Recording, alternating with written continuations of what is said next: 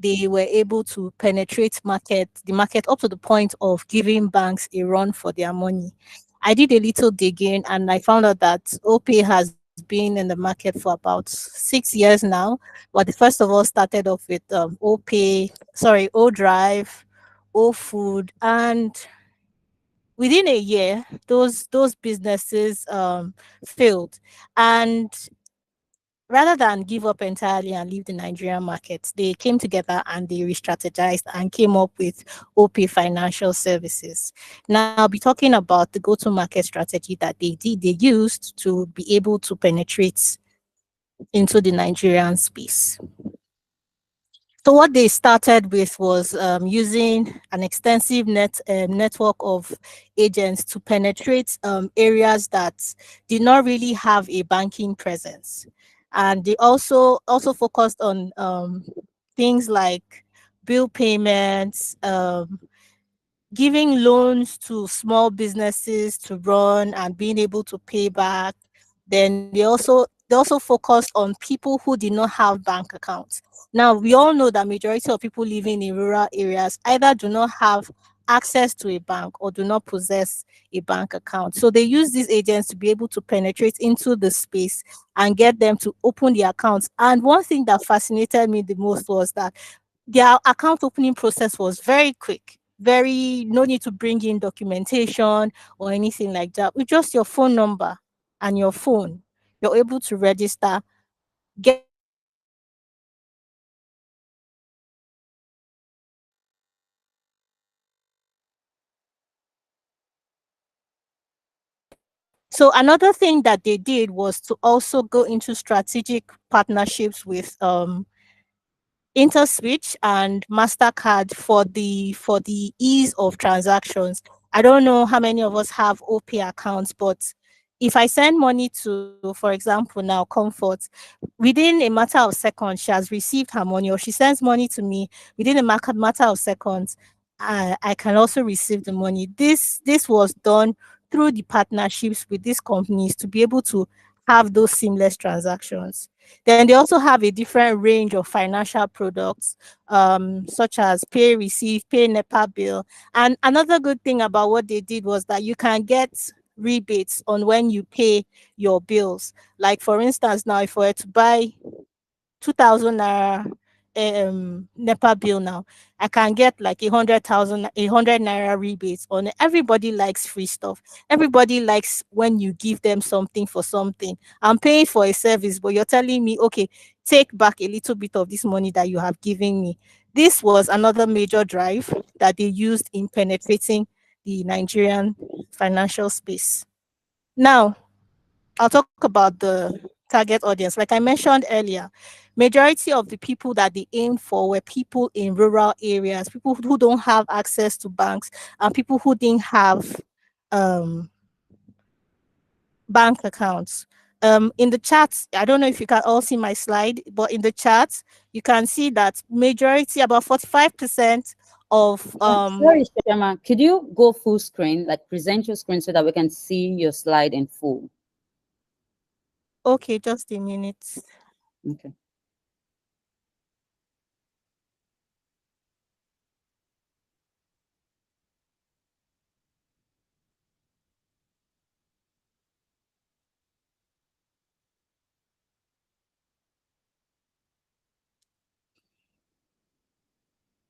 Okay, is this better now?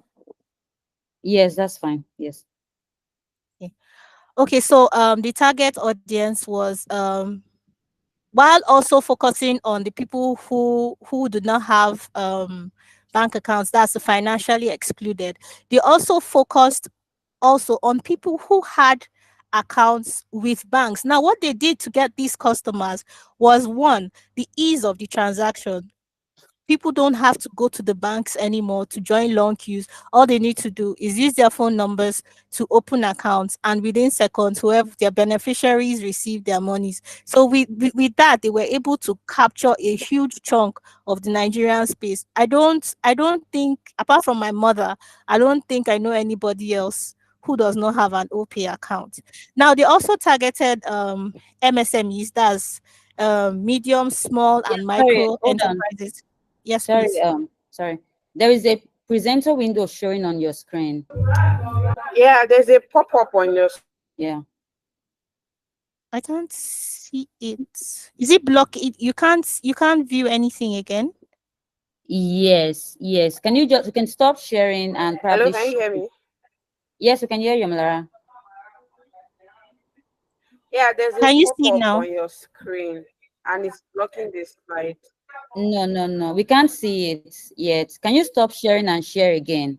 Okay, no problem. Okay. Mm,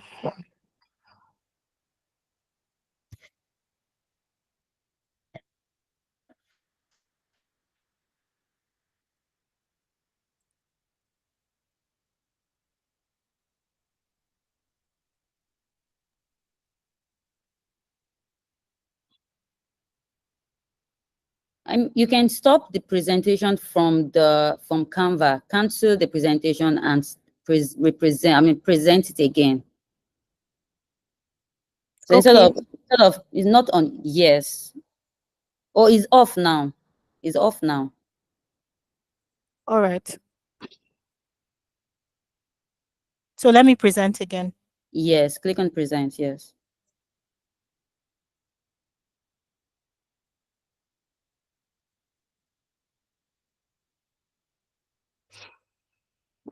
Sorry, please. My network is hanging. No problem. We can't see your screen anymore though. Yes, I just noticed that the window's shut. So let me just reopen it. Sorry, Okay, please. no problem. Okay, so let me share my screen.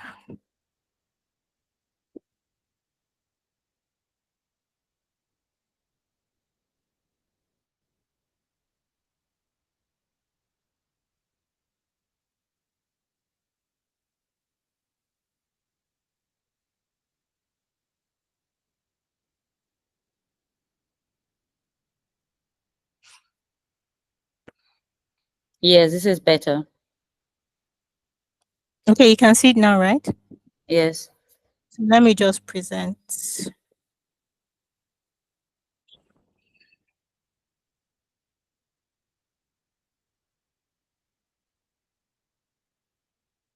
Okay. Can you all see it now?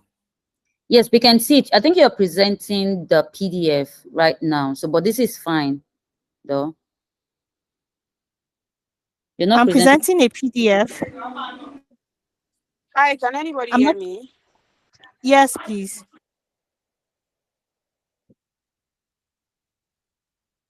Should I present the PDF? Anyone is Can't see. fine. I'm just telling you the one that you're presenting now. Any one of them is fine. But Omalara, we can hear you. I don't know if you can hear us though. Okay. All right, no problem. All right. So let me to I stopped at the target audience, right? Yes.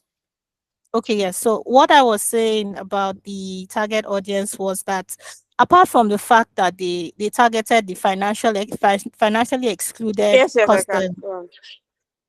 okay, apart from the fact that they targeted the financially excluded population, that's people who do not possess bank accounts anywhere. They also targeted people who have accounts. And one thing that they used to draw people was the fact that you can escape the hassle of going to the bank to deposit money, to do transfers and all, because they had agents everywhere that were willing to do that for a token. So a lot of people just figured out that rather than pass through all that stress, let them patronize that. And of course, through word of mouth marketing, a lot of people came and the business expanded.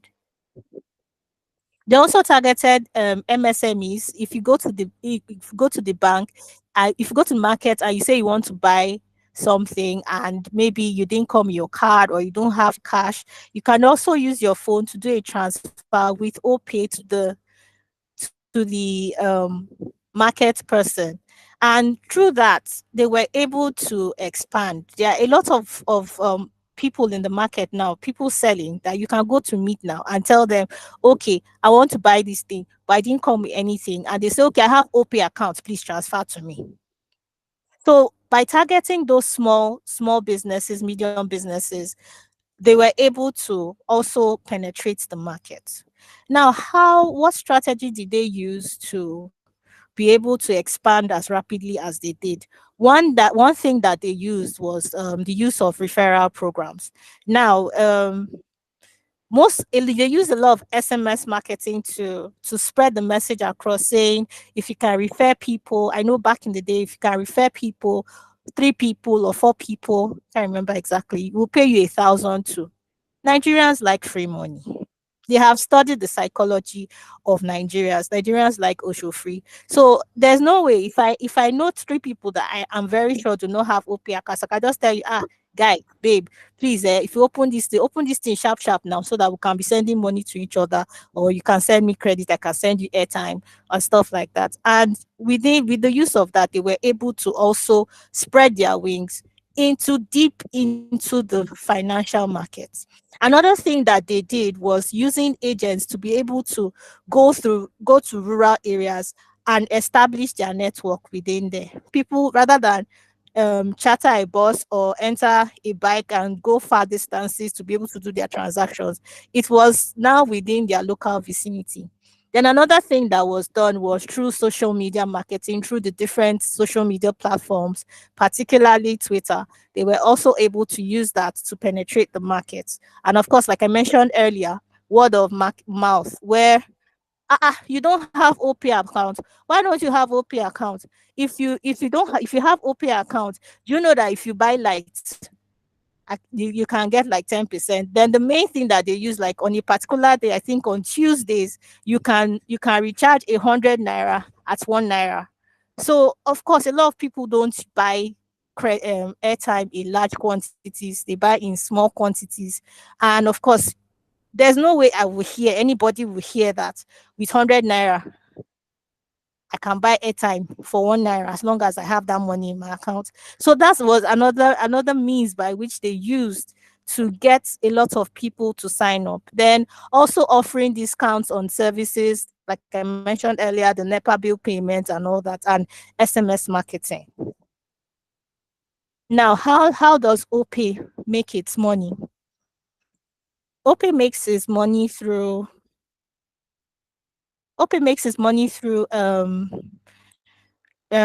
agent banking. That's people who come to do transfers, make payments, and also deposit money. They make money through them. Then they also do savings, and they have a savings and investment plan on the app. Then another way that they also make money is through commission and fees as well, where for a transaction particular transaction, they earn a lot of money. So the metrics that was used in penetrating the market was, one, they tracked the rate at which users were able to keep using their app after registration, because it's one thing for you to register on an app, it's another thing for you to continue usage on it. And they use this metric to track, and found out that due to the kind of services that they provided, they had a high user retention rate. Another metrics that they track is the activities of their agents around. Let me use Abuja for example. Like they track how many agents and what kind of deposits, how much in deposits did they get, how much in transfers did they do, how much commission did they get from the transactions that they carried out. They use all these metrics to track the level of progress that they made, and also the amount of transaction volume that was carried out from these agents. Um, their promotion strategy, that's how they improved promotion over time, was through the main thing, which I know is community engagement, which is where one person tells another person tells another person, and all of that. And they're able to gain traction through that. Then also the referral programs where I come just out of the happiness that I feel in my heart about how well this product is doing. I tell two or three friends and they open accounts, and they also tell two or three friends and how OPay is doing well for them and how satisfied they are with the services and all of that. They're also able to do that. Then social media marketing, like I mentioned earlier, where they spread the word about the services that they offer and the ease of transactions that are carried out using their app.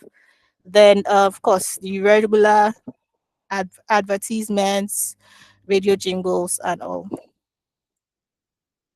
Um, Of course, there's no business that runs that will not have a strategy to keep the business running. And one way they were able to do that was to continuously encourage users to keep making use of the app. I know there was a period for like 6 to 7 months I didn't make use of my app at all, and I know I kept getting SMSs, um just recharge today and we'll give you a rebate on whatever amount that you recharge on your airtime. And I kept getting these reminders over and over again until I was well stimulated to make use of the app. So another way was to um drive people to make downloads on the app. If your app is outdated, they'll tell you reasons why you need to update the app, new features, faster services, and all of that, just to keep people um encouraged, or rather encouraged to keep making use of the app, keep carrying out services there, of course in the process generating revenue for themselves. um that's pretty much it. Thank you very much. Okay, thank you very much, Chema. So before I get into my own comment, so I'd like Omlara to provide our comments first. Although we're not seeing your slide, we're seeing You the went? yes, we're stuck at number one, which is go to market strategy. That's why I was telling you that what you're presenting is a PDF rather than your Canva, because it seems like you were working from your Canva. So I think Is this what you were seeing? you were sharing a tab rather than your window or something. I guess we're seeing Oh it. my. Yeah. So Oh, I thought I had. Oh my goodness. I thought I had shared it. I'm so sorry. that's fine. But what we're seeing is a Okay. PDF though. So I don't know if can you see? Are you? Is it showing that you are sharing your screen?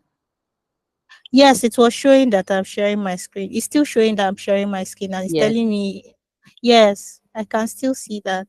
Yes, you are sharing a PDF. So, but that's fine. So, Omalara, you can please go ahead with your comments and feedback on the go-to-market strategy Okay. that she shared for OP. Okay, yeah, thank you, Chama. So from what you shared, I can really see that you made like a lot of research. One would actually think that you probably worked at OP or something. Yeah, it showed that you really did your research and really understand what they did. Everything you said, based on my own knowledge as well, is true. I also know that they did a lot of freebies, like you mentioned, including free transfers and also giving people free debit cards, and all you had to do was pay for the delivery as well. Yeah. One thing that I'm also just knowing is the fact that they targeted people that were unbanked, so to speak. I actually initially thought that they only targeted people that already had bank accounts but needed a more reliable alternative that could save them from washing plates at the restaurant or something. So yeah, my feedback is the fact that you did a really good research while coming up with this presentation. Thank you very much. Okay, great, great. Israel, do you want to share your comments too? Yeah, good evening, Shoma. Good evening, everyone. So it was just like Omalara mentioned, it was you did a lot of research, and I must commend you for doing that. However, my own review or feedback would be around um, I didn't get a lot of clarity on you only mentioned instances for the people they targeted. But exactly when you're working on go-to-market strategy, my understanding is that there should be clarity on how you want to target them. So there is a difference between, I think, maybe working on something fresh and not just doing research into how an organization did theirs would have been better. Because if you're going to work, let's say, for example, you have a new product and you're launching that new product, or you're to take that product into market, one of the first things that you will need to do is determine how you want to um, how you want to take the product to market. What are the timelines? What are you doing at a particular time? What are the channels you're using? Which are you focusing on? And all of those things. So I didn't see I didn't see a lot of details on how they were able to. Um, you talked about using. They used what is it called now? They used I think agents. Yes, but then was that the only thing they did? What was the? You only also mentioned a little bit about radio and etc. But I think these are the most important things because if you are going to take a product to the market, how do you want to take it from stage one to stage two? What do you need to do? When do you start? And at what stage do you say, okay, we're ready to go? When you're going out, what are the channels you want to use, and etc. So I didn't see a lot of details on those, but I think if you probably would need to practice some more, it would be great to not just focus Yeah, on I the think research. yes, I think next time I will work on a fresh product. Is because this is already an existing product. uh, Right. I So will I that's will just do my I will do feedback. more research. Thank you. I will definitely. Okay, great, great, great. So Omolara and Israel have basically said everything. But um this is a good one. This is a good one, Shoma. And I know I'm aware that you wanted to use an existing product, but there is something that I was looking forward to, because there is always something that could have been done, right? Or something that every brand is avoiding to do at some point, and there is always a reason to it, right? For example, when Israel mentioned stages, right? There are stages that a company would be in, and there are some certain strategies that they might not want to adopt. Most likely, sometimes it could be because of budget, or sometimes it could be because of the stage that their product is in at that point. So, what I was also looking to see is your own recommendations, right? So, even if you're using an existing product, I'm looking at, okay, what would you have recommended that they do differently? Or let's say, for because there's been some challenges that OP have. For example, there are some brands that would not trust anybody who is using OP account. And there are some individuals like myself and some other people would never create an OP account. Yes, I know that, okay, their focus is on the unbanked, right? And all of those. But and also they've also been going through some challenges with what's it called, bank and forward, I think it's CBN or something like that. So how would they, because when those challenges come in, right, it affects their brand in terms of customer retention, in terms of loyalty and all. So what would you recommend that they do to improve that and to reduce their churn rates, increase their retention. So I was expecting to see some form of like your own recommendations beyond just what they have done. But Okay. this research is really solid, right? Because I also learned a few things from what you shared.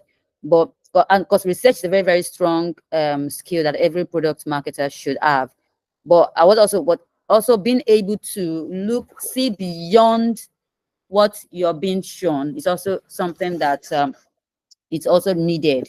That's how you can also be able to come up with something that is striking and out of the ordinary. So that was what I was actually part of what I was expecting to see on this presentation. But so far, I think this is a good start. And just like what Israel said, um, even if you're not working on a fresh product, right, you can always look at what exactly they could have and what could they have done better, how could Okay. they have positioned themselves better, or how could they even, because there's a market that they are yet to penetrate, right? They might have penetrated the unbanked, the what's it called, domestic workers, the market women, the traders, right? But there are some sectors, there are some markets that they're still struggling with, right? So but if you can look at, okay, how can they get and penetrate this market, or how can they even increase their retention of their churn, reduce their churn rate in the existing markets that they are dominating. So I was expecting to see some of your recommendations, because it becomes more of you rather than just what's a research based what's it called, presentation. I hope you got that. Yes, I did. It's well noted. I'll work on that. Thank you. Okay. Thank you very much. This is really good. This is really good. Yeah. Well done. Thank you. Thank you. Yes. So you can stop sharing your screen now.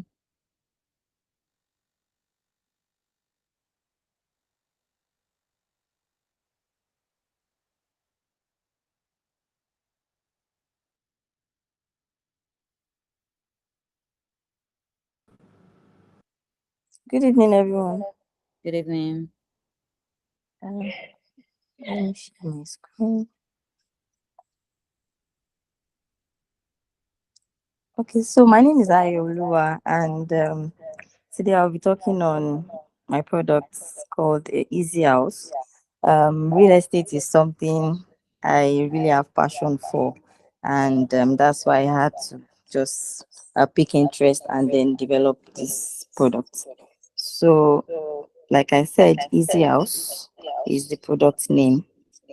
And please, can everybody see my screen? No, you're not sharing your screen. No, you're not sharing Hey, it. hold on. Sorry, I'm coming.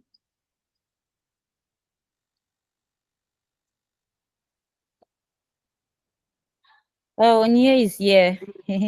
Shoma just finished presenting now. Welcome. Oh, This sorry. is our I am presentation.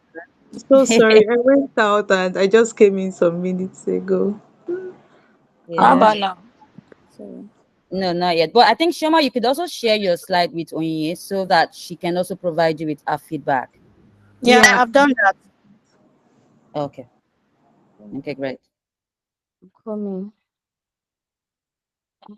Okay. Um,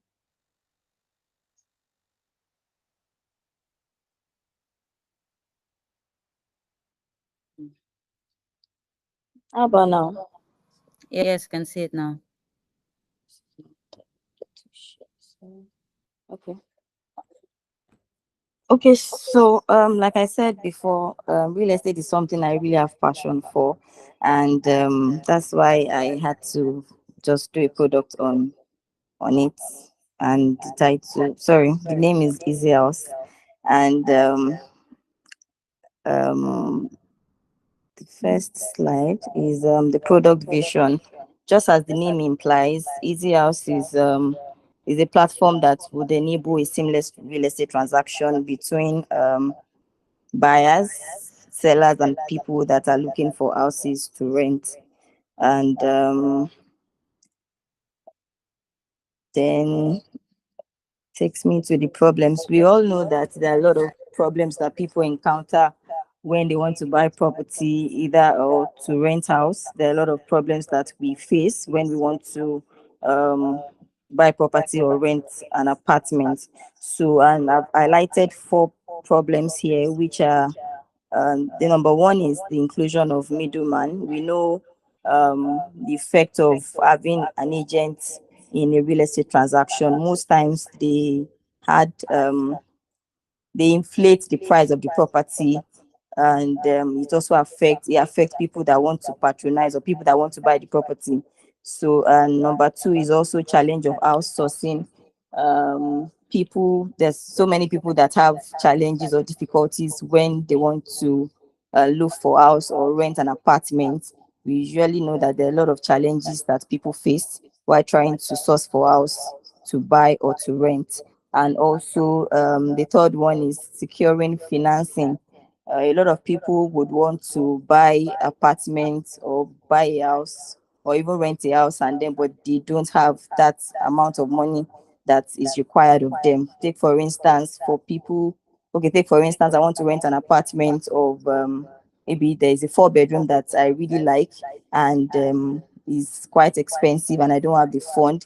I can easily call somebody and say, okay, please, okay, my friend, can we share this apartment so that it will also reduce the burden on me, and we could share the bill of paying the rent of the apartment. So this is also one of the problems that people face when they want to rent a house or buy a house. Then the lack of transparency.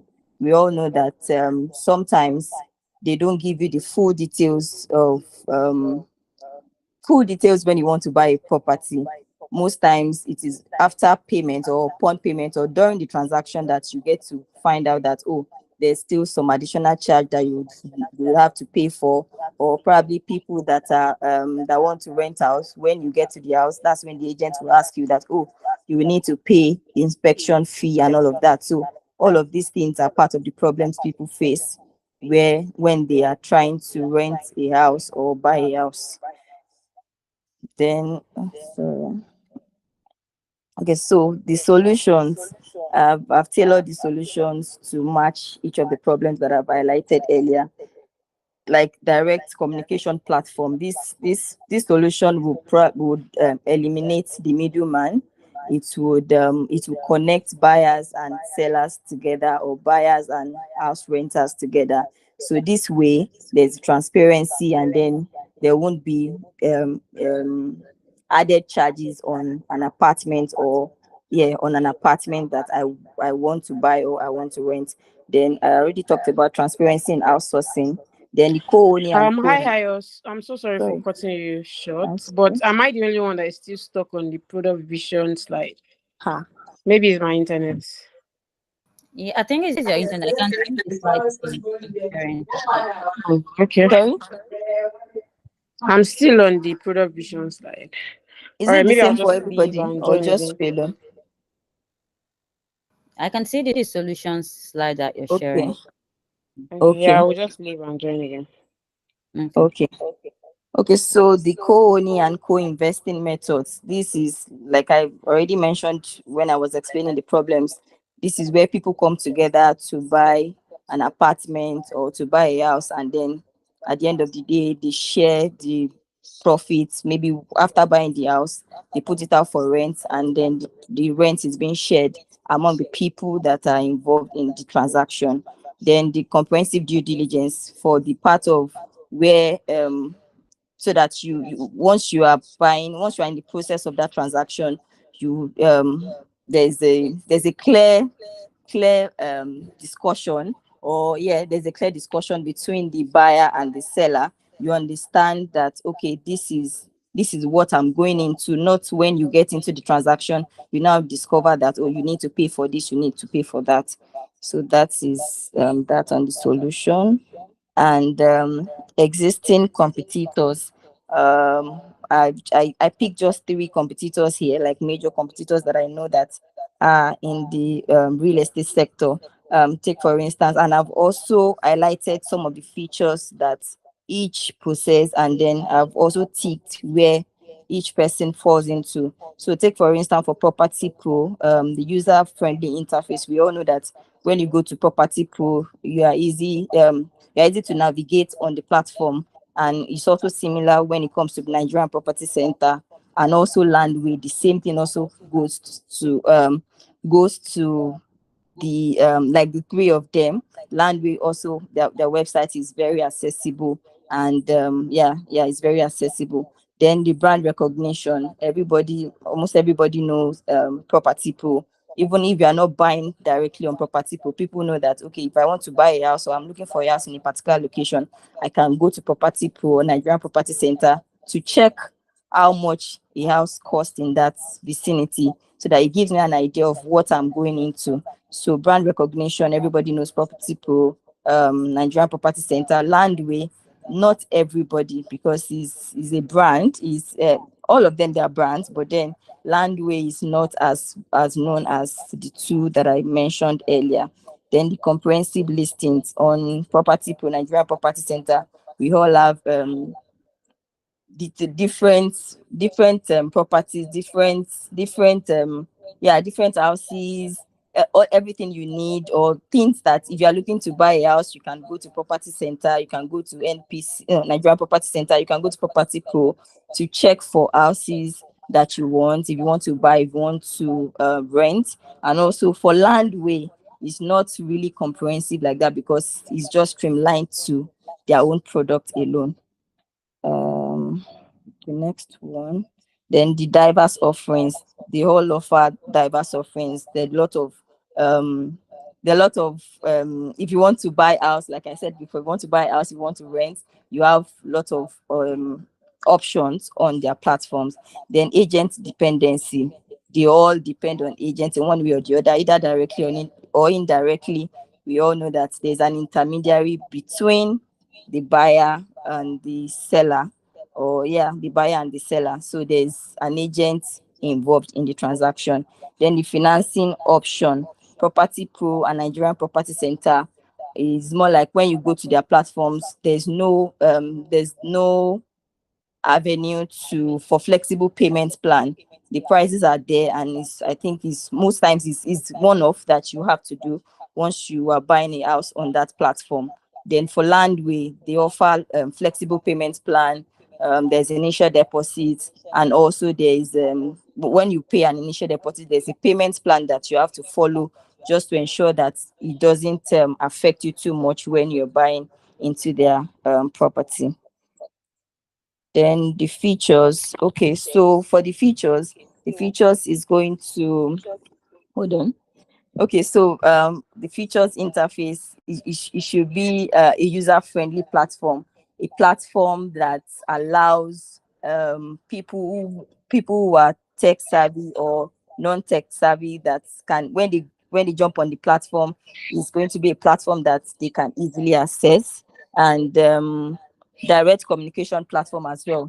This feature would eliminate the third party. I would say the middlemen and third party. It will eliminate them. So it connects the buyers and the sellers together, and also virtual tours and impressive virtual tours and good experience, so that when people go on this platform, they already have a feel of what they are going into. They can see and know that, okay, this is what I'm buying into, this is what I want to buy, or this is what I want to this is what I want to buy to live in. And also for it's going to be it's also ensure user and data transactions, especially for people, like for instance now, if people are paying online, it's going to be safe for people who are going to be putting in their details to pay for houses, or to pay for houses online. Then the target markets, the investors, these are the individuals that build houses to rent, more like they're developers. They're people that, okay, they have a particular money, and then they just want to build an apartment or build house to ensure that they make returns from whatever house that they have built. And also home buyers. These people, they are the people that are looking to buy or move into a house more permanently, and and people like this, like home buyers, they want a situation whereby they have free inspections. They don't have to pay for inspection. They don't want to pay additional money when they want to go out to inspect the property. Then holidays, these people are people that come in for short stays or long stays, as the case may be. They just want a streamlined booking process that they can just book for their short or long stays, or even parties that they want to do when they come into the shortlets. Then the value proposition. So we're trying to eliminate middlemen. That is more like the major thing that we want to try and cut in these products, so that people don't have to pay excess. People don't have to pay for money that are excessive than just buying a property. So want to reduce cost and then enhance user experience. Let people be able to navigate on the platform, so that they can easily, even for people that are not tech savvy, they can easily jump on the platform and then be easy. It's easy to navigate, in short. Then accessibility and inclusivity. So this is the part of offering of a co-owning part, where people come together, and then they come together to buy a property or come together to rent a house. And then they stand out with AI driven insights and also digital innovation. um then the overall market impact. So more people can easily access the platform. They find suitable houses and properties in no time, without middlemen, and at no cost. Then because of this, there will be higher transaction volumes, like user-friendly features. It will lead to quicker and more frequent transactions. When people come to the platform, when they can easily access the platform, you also lead to high transaction volume. People tend to buy more when they know that, oh, when I come on this platform, it is very easy. I won't have to stress over anything. So I would rather come here than go to a platform, or a platform that that would stress me out more like it. Then it will also lead to market growth. It's similar. So once people it reduce fraud risks also, and also money loss. Then the innovation part, people like competitors, when they see that, oh, there's a platform that that are doing this kind of thing, they would also want to go into that direction, or see what they are doing, and also want to emulate that. Then the launch plan. The launch plan and date. To me, I feel that a product within 3 months, I should be able to launch a product. It shouldn't take more than 3 months. So I had listed the different phase, the different phase of the launch plan. So the phase one is soft launch. So it's more like introducing the product into the market. It could either be a virtual launch or a physical launch, depending on how it's going to look. Depending on how it's going to be. Then the marketing campaigns. This is the part where sponsored ads come in, and telling people, like influencer marketing also coming into this part, because definitely the campaigns, like definitely people need to know about the product. Then the main launch, the phase three is the main launch, virtual launch. It could also be a virtual and or a physical launch. And then this part is the question and answer session, where people get to ask questions, and then I can also answer their questions appropriately. Then the SEO optimization, more like online visibility. Sorry, excuse me. Online visibility, and I think that's all. Yes, like I said before, I said the launch date is 3 months from now. So today is July 6th. So hopefully October 6th should be able to launch. think I'm done. Yeah, thank you very much. Thank you very much, Ayo. Thank you. Omalara.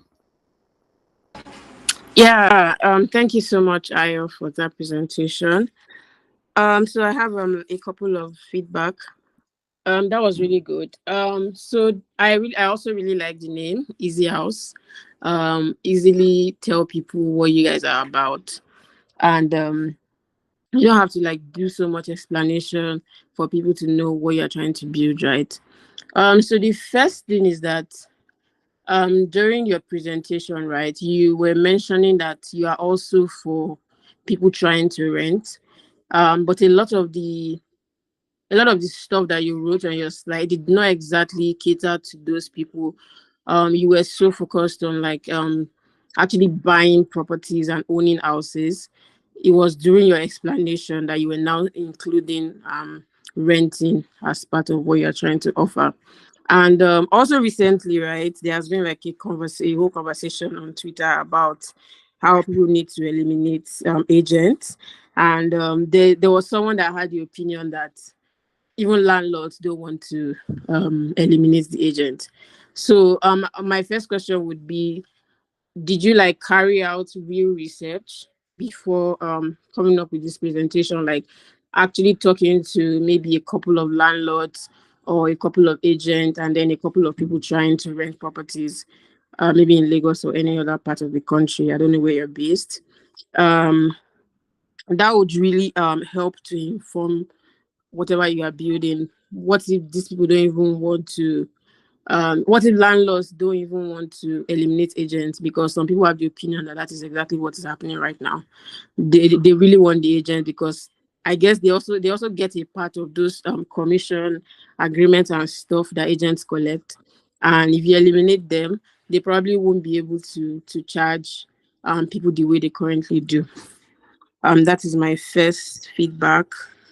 Also, yeah, also when you mentioned your target audience, like I said, you mentioned developers, home buyers, holidayers. You did not exactly mention the people that actually want to rent, like rent a house for 1 year, 2 year, 3 year. That was also missing in your strategy. And you also spent a lot of time talking about competition and exactly what they do or what makes them different, but you do not exactly include your own idea in that competitor's slide to say, oh, this is what these guys have, but this is how we are different, or this is what makes us better. You just basically told us everything about these competitors and not exactly compare them to yours, and also ensure that you are making us see that Easy House is better than these competitors in the market. Also, your launch plan was not very comprehensive. You just said there's going to be a soft launch, maybe virtual or physical. You did not exactly tell us how you are going to go about getting people to actually attend that launch, right? And you also catered for only people that are going to rent. Your platform is for two set of people. You need the landlords, you need the developers, you need the builders, then you now need the people that wants to buy. You did not tell us how you are going to get landlords to sign up and list their properties on your platform. So you only mention how you're going to get like the people that really want to buy. But I really like the SEO part because you would notice that some people, before they even talk to people that they want to rent a house, they probably go to Google to search. Or if you are traveling to another city and you're trying to rent an apartment, or just looking for a good place to stay for a while, Google is one of the places that people go to. So having a good SEO plan um is important. It is also important for you to know that it's a long-term game. SEO is not something that you would do and you'll be expecting results in like 1 or 2 months. It's really long-term. And you also did not really emphasize how you want to go about the SEO, because it involves like a lot of content marketing. What are the type of content that you're going to be creating?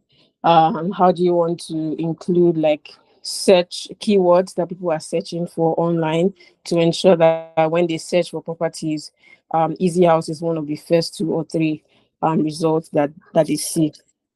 And also, your plan also did not show us. You showed us how you are going to launch, right? And I've also pointed out like some things that were missing there. You also did not tell us how you are going to like measure your results and what you are going to do even post launch. What if the launch fails? How do you then go back to the drawing table to re-strategize? Even if the launch succeed and you get people to join your platform to sign up, how do you then retain them and actually get them to use the platform? And also the virtual tour part. Um, I feel like, especially in Lagos, too, I feel like it's wrong for anybody to just use a virtual tour to determine if they want to get a property right. I have a couple of friends that have worked in real estate, and even when they get like people in the diaspora to buy land or something, you would find out that they usually send their family members that are in Nigeria to go there and help them inspect. We live in a very low trust environment, and people would really want to see what they are buying, and is real estate is expensive. It's a lot of money um that they are putting into it. But for that first, like, getting them to have life that first interest in the product, I think the virtual tour is actually great. I think those are my feedback. Well done. Thank you. Thank you very much. I would work on them and I work on Okay. them. Thank you. Okay, great. So Onye, do you have a feedback for her?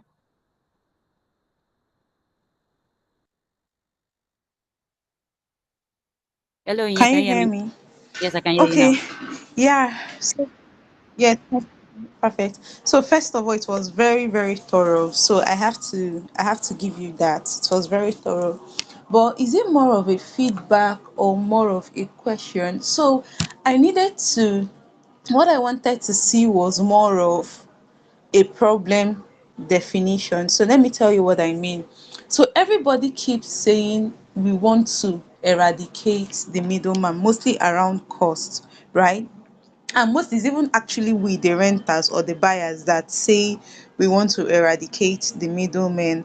But are the landlords, the people who want to sell, the people who are renting out the spaces, are they really keen on also getting rid of the middlemen? So why I'm asking this is, most times, remember that this middleman, me, I've house hunted. I mean, I house hunted recently, so I'm really speaking from a from a customer's point of view.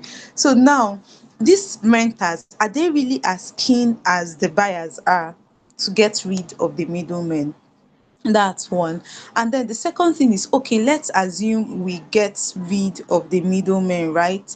Is the product going to sufficiently fill in the gap that these middlemen are or were currently filling? So I'll tell you what I mean. So when I was house hunting, there was this product. I don't know if they are still in existence or if they have pivoted. Is it Credit Clan or something? They said they can help you connect you directly to the landlord. And I was at this point where I was getting frustrated with my house search because I needed to move out. And then I signed up. Nobody, I think it was a WhatsApp stuff. I think they had a WhatsApp bot. Nobody got to me, nobody spoke to me. I messaged them, nothing. So it's easy to say, yeah, we're getting rid of the middleman, we're getting rid of the middleman. But like Omolara pointed out, are the landlords that keen? Because they actually do have a cut in that. And secondly, is the product even sufficient? Remember, if the concept of a product for me is that it has to be better than the incumbents, and now the incumbents now is the middleman, is the how is the product going to actually do a better job than this middleman? How are you going to remember? So look at the normal house searching process. I'll probably have 10 agents I'm talking to, right? So which means if this easy house is better than middlemen, it means that if an average house hunter is speaking to 10 people, then house hunter should be like 20 agents to me at a lower cost. Is he actually going to do that? And then the landlords, how are you going to do they actually even want to get rid of those middlemen? How are you going to ensure they list their houses? Because you now have two problems. You have to balance both problems. One, a demand and supply problem. If we have a lot of landlords listing houses but fewer tenants, there is a problem. But then let's say okay, a lot of tenants are like, cool, get rid of the middlemen, we are signing up, and then fewer landlords are listing. Do you understand? So is that what I'm just looking at? Is have you really like envisaged the whole thing, anticipated problems that may come up, and then come up with ways that the product would, solve for some of these problems. But overall, very fantastic. I mean, it was very, very detailed and very, very, very, very thorough. That's what I wanted to say. Thank you for the feedback. I would also work on it. Thank you very much. Thank you, thank you. Okay, so I think I should give my feedback before Israel gives his as well. Um, this, like everyone said, this is really, really detailed. Shows that you actually put in a lot of thought into the. It shows that you are really, really passionate about easy house. So I have a few comments though. Should I say a few? But I think they've touched on a couple of them. So, but when you immediately I heard you said eradicating middlemen, I just the question. My eyes just immediately opened. I was like, why? Like why? Because the middlemen are one of the key driving force in the real estate industry. In the real estate, if you remove these middlemen, a lot of it will affect a lot of things. Not just affect the developers or the landlord, it also affects the buyers. Because, for example, I'm looking to rent an apartment. I don't have the strength to be looking for landlord, like looking to speak with 10 landlords. I could just speak to one agent, and that agent can send me 20 apartments, 20 options in the next 30 minutes. So we eradicated the middlemen, the agents, is going to be something that is we don't have a lot of landlords, we don't have a lot of developers, but we have millions of agents. And that is why you see a lot of people. On my phone, I have more than 20 agents on my phone, and it makes it easy for me to just want to get an apartment and all of that. I understand that it can be very, very challenging sometimes, and we know that there are some bad agents who will just take your money and then run, right? Just like how there are real estate companies who would take your money and not deliver the property or deliver you water, like the bought land. So, and some, in a way, these middlemen also help protect the client, because if you find a trusted middleman, a trusted agent, the agent would even provide you with advice and recommendations on how you can know if this property is actually a good one. And some really, really good agents even have architects, so is it surveyors or architects, or I think surveyors, in their team, on their team, that would even let you know if this particular property is not legal, a government property, and you're not buying what isn't it, right? Because we don't have this information. For me, I don't even know have some of this information. I don't even have the time to start looking on the web and say what kind of documentations do I need to know. But these agents, they have all the necessary information, and they're able to provide guidance to us as individuals. We don't really have that time to be looking for landlords or developers here and there. So, and beyond it just helping the individual, it will, for the landlord, it will also increase their it will require them to start investing in marketing. Because as a landlord, I could just build an apartment and just look for agents and never stress myself. I may not even have Insta social media page or anything. There are a lot of apartments that are not even on social media that we just build out and just find a very good agent that would help you sell the apartment and help you lease it out and all. So if we eradicate them completely, it will mean that landlords will start hiring. Landlords would start spending money on marketing, spending money on driving sales, and that would be a huge cost on their part. So you see that middlemen, as them, even though they have their challenges, right? But it saves a lot of people, it serves both the individuals and the landlord. So concerning and I think yeah, what Omolara asked about the survey, probably if the survey has been conducted, but understanding both the perspective of the users, the individuals, and the perspective of the businesses, because this product seems more of not just B2C, it's also even like B2M, right? So you're serving, because most likely you need landlords to onboard on the product so that you're able to onboard their properties, right, into the product, so that you're able to now sell it or showcase it to the individuals. So I think a survey would have been better if you have a survey to understand the user perspective, the individuals, your B2C segments of your product, and also connect the survey to understand the perspective and what really interests the businesses, the B2B, which are the developers and the landlords. So I think you should do that. That would help you on enhance your product better. And then also, like your product, I just mentioned B2C and B2B because I have a little bit, based on your explanation, but it's not really clear because when you're presenting to a stakeholder, to your stakeholder, people that are going to approve your product ideas and all of those, you need to be able to, or even pitching to an investor or something, you need to be clear on who your target market is, right? And also the technology that you're trying to build. We don't even understand. Are you building a website? Are you building a mobile app? Are you doing what's it called? What's it called? A property listing and dashboard. Some because the competitors that you listed, which is Nigeria Property Center and Property Pro, right? They are using agents. They are using middlemen, right? So that's why it's the computers that you use. It seems a little bit different from the products that you're trying to build, right? Because your product is trying to eradicate the middleman, but the computers you're using are actually using this middleman. If we had used probably a property, a solution that is totally distinct from these people, or properties that a solution that or probably maybe if you had included yourself in the competitive analysis, maybe that would have made it a bit more clear. Because I didn't really you were maybe that your competitive analysis didn't really show what differentiates you from these competitors that you highlighted as well. And I didn't know Landway now have like a listing, but I think I know that they sell properties. Yeah, and then on your launch timeline, you didn't include the development stage, right? What I see on your launch timeline, launch plan is more of a marketing plan, marketing launch plan, but not more of a product launch plan, right? Because when you're doing the product launch plan, you have to consider when you're testing, when you're developing, when you're ideating, when you're building, designing, when you're doing your UAT, your user acceptability test, the stage, and there are different stages of UAT, and then looking at the marketing launch and then the soft launch, another part. So it's not really detailed. I think you need to work on that so that it's very, very detailed. And because you said you need 3 months to launch, but you didn't consider the part of development. Sometimes development takes 1 year.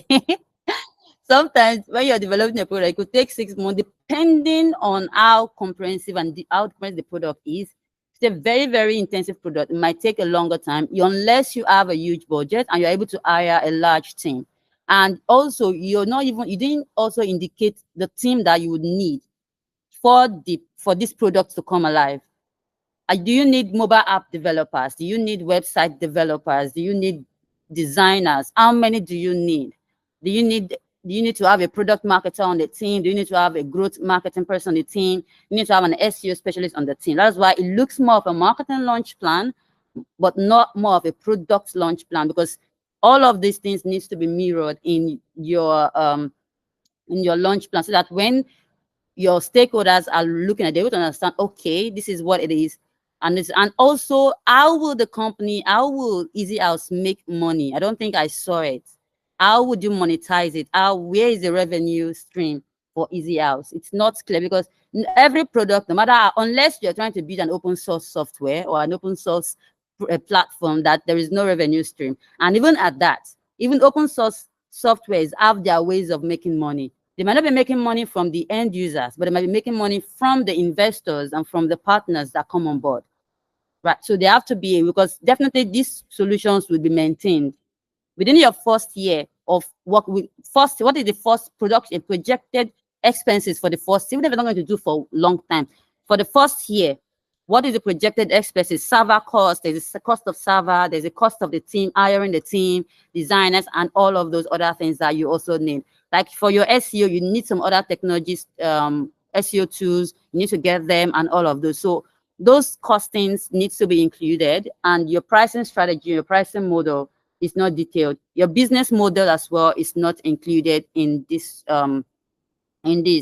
So I think that is basically the feedback that I have, and I think that if you can introduce this into your slide and also everything that everyone has said, and do a survey, to conduct a survey to learn more about people, about what people really need, to actually help you to determine if this particular product is what people really want or people are really interested in it, and also how you can refine the strategy and make it a little bit more to make it so that you can solve the problems that people are really looking for solutions for.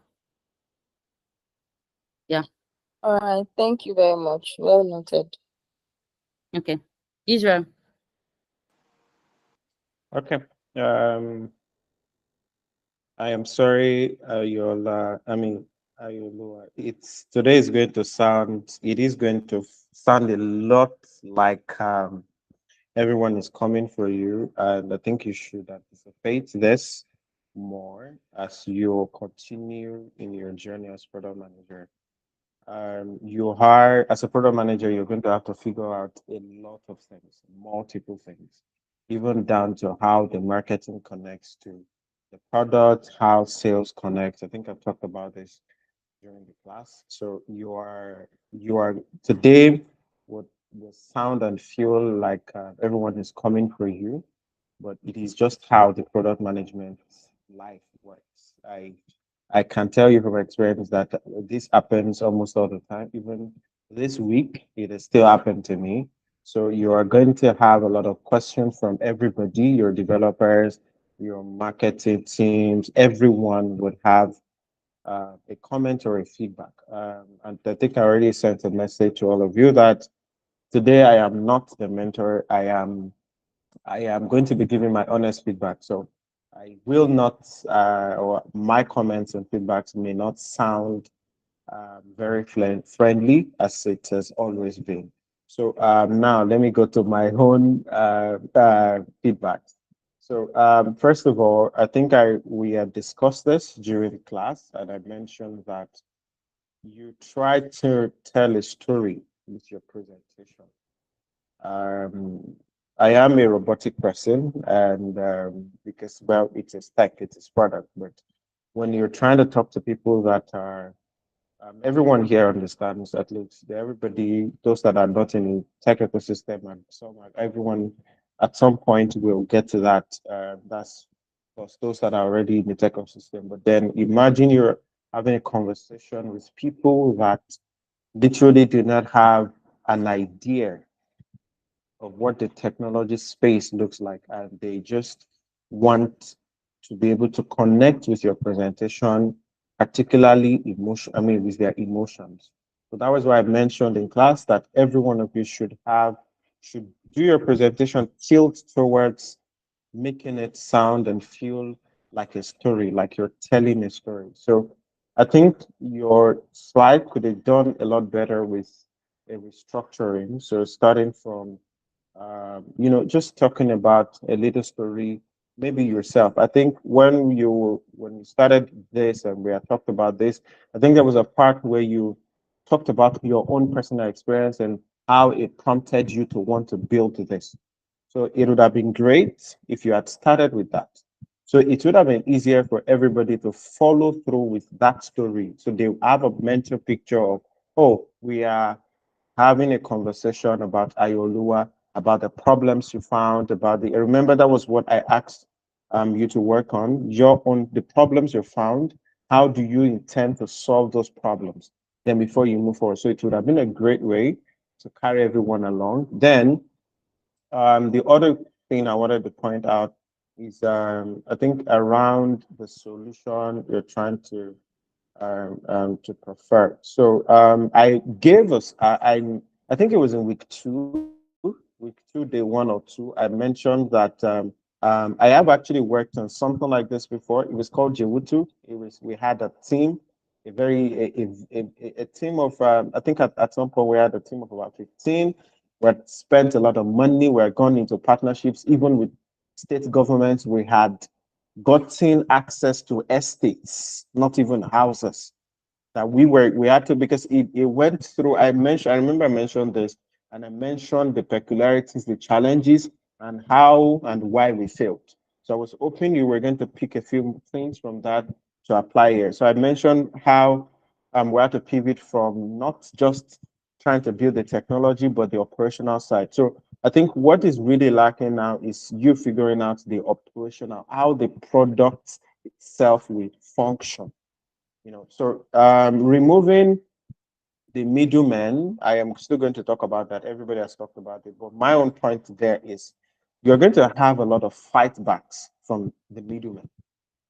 We had that. I had that with when we were building J2, when we worked on that product. We had that a lot of, I mean, they are called gatekeepers.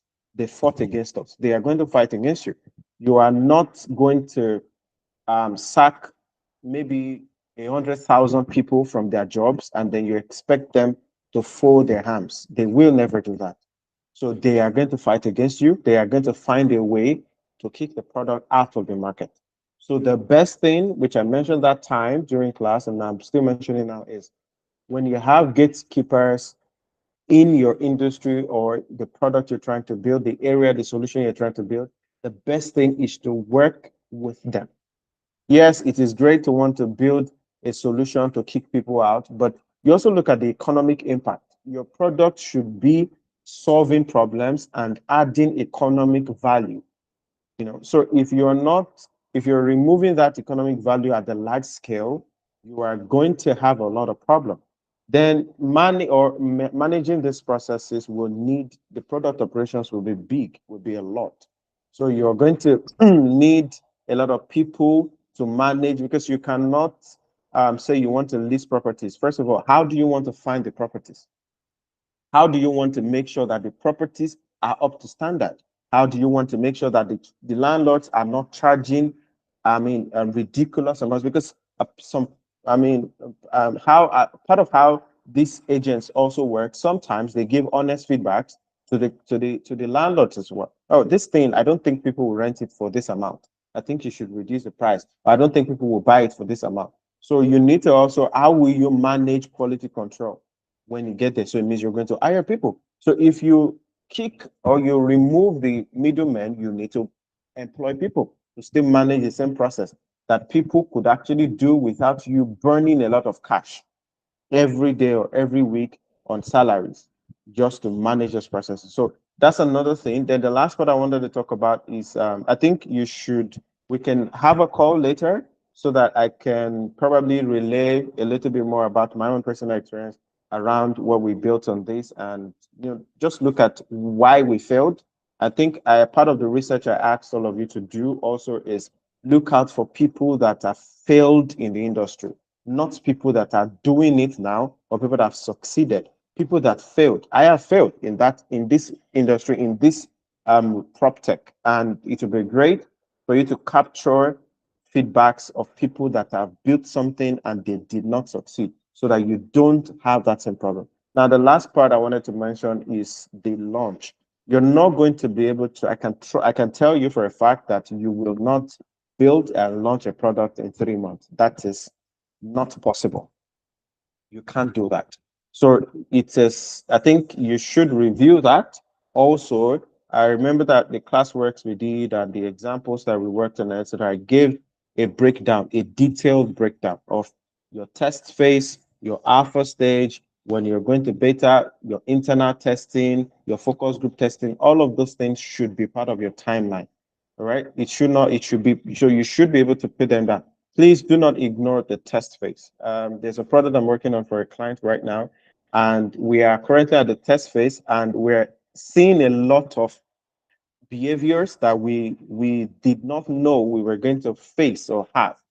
So you are going to have that. So if you launch and you get these behaviors from the users, it will be a lot of chaos to manage the reintegration or implementation processes. So you need to be able to create ample time for it. In fact, your test phase should be nothing less than 3 months. Some people might disagree, but for me personally, from experience, I think a great way to test a product, it depends on how everybody wants to go. But if you want to really test a product, you shouldn't do between 2 and 3 months. So please put those things into, if you want to do a month, if you can, if you know that you will be able to incorporate testing and the implementation, the adjustments you will need to make, the implementation. Also, you have to look at the team size.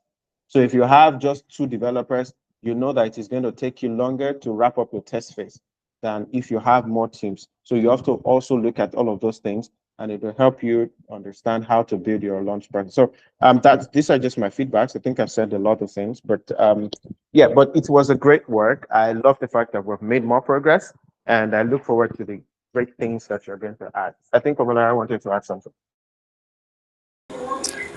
Yes, I just wanted to say that I personally feel Ayo's presentation didn't was not based on the fact that I don't think she factored in the fact that she was going to build the product. I think she just came from the angle of the marketer, and that 3 months is for her to launch the product after it has been built. Ayo, please correct me if I'm wrong.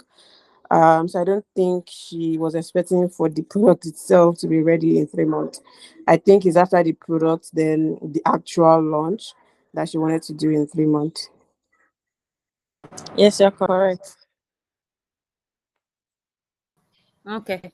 Okay. So that Thank means you, that Israel. you need to, because you need to, as I was saying, that your product launch plan needs to be detailed, because that's basically what the stakeholders would want. Major part of your presentation that the stakeholder want to see.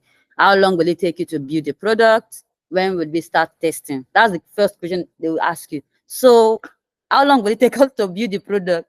So I think everyone is really, really saying so much about the real estate industry, because it's a very, very peculiar market that if care is not taken, you might disrupt a lot of things. Not you per se, I mean anyone. Because I've also worked on two real estate products, and it wasn't an easy something. It wasn't really easy, because you're always, the real estate people market, they're always very, very protective of their services. The developers are very protective of their space.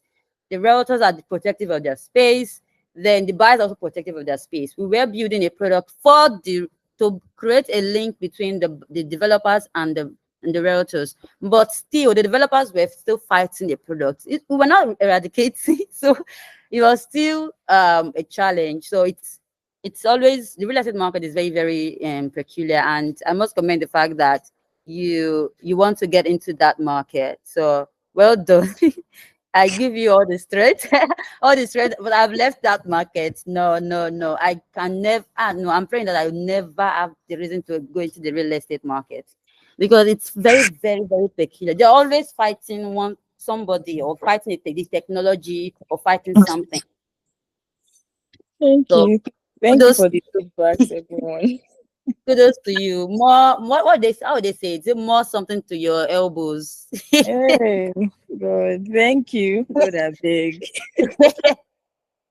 Well, well done. You did well. You did well. It's a good start. Imagine you did this. You only learned for 8 weeks, and this is everyone talking to you have had years of experience. So I'm sure you must be expecting that they would, give you all of this feedback.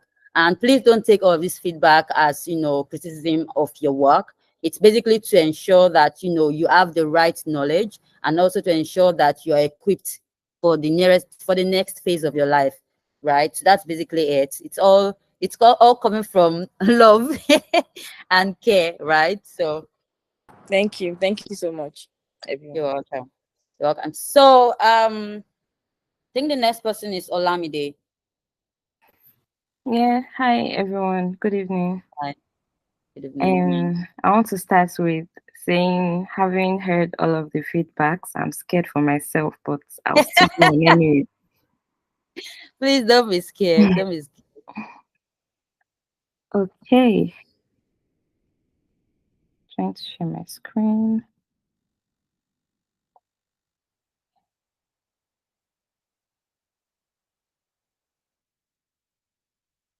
Please let me know if you can see my screen.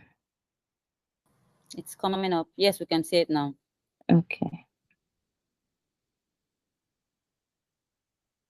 Okay, so hi everyone. My name is Olamide Anifowoshe, and my product name is Swifty. I came up with the name Swifty because I like it came from the word swift, like something moving fast, right? And it is like a travel app, but streamlined for Canadian tourists in like traveling to Mexico. That's a little mistake. Yeah, majorly for Canadian tourists traveling to Mexico, and also for um people already living in Mexico, like finding accommodations locally, and yeah, majorly. So my product vision is, like I said here, to create a secure and user-friendly platform that simplifies travel accommodation for Canadian tourists in Mexico. I would like to say that eventually, or in future, I would like to make this more broad, but for the purpose of the class, I just streamlined it to people living in Canada and wanting to go to Mexico, because according to research, Mexico is like the most visited country, because I think it's the easiest country to visit from Canada. Yeah, so here we're ensuring safety, convenience, and a wide range of choices. And um, so by providing this comprehensive solution for booking accommodations, we also thought to add like managing travel logistics and enhancing the overall travel experience majorly. Yeah, I'll go to the next slide. I'll just read the overview.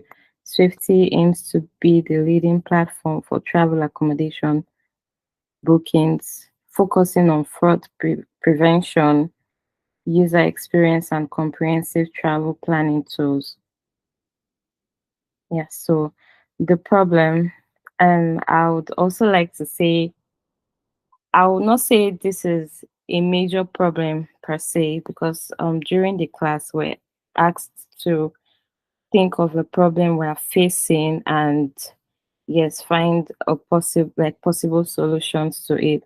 But in this case, we already have some platforms that are doing quite well in the whole booking, accommodation, and flight space, majorly the travel space.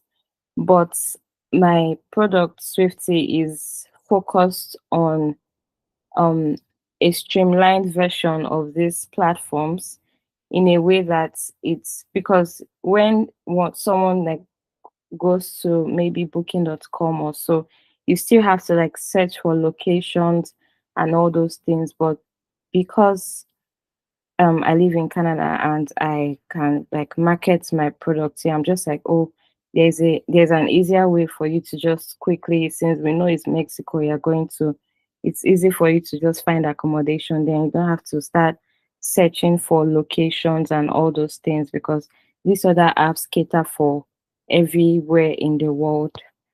Yeah, so Canadian tourists may face challenges in finding reliable and secure accommodation options in Mexico due to maybe high risk of fraudulent listings by the hosts, lack of comprehensive booking platforms dedicated especially to this purpose, like I mentioned, and then the difficulty in accessing real-time travel information and services, which I thought was a good one to add, because my major competitors don't exactly give travel information on their platforms. Um, go to the next slide.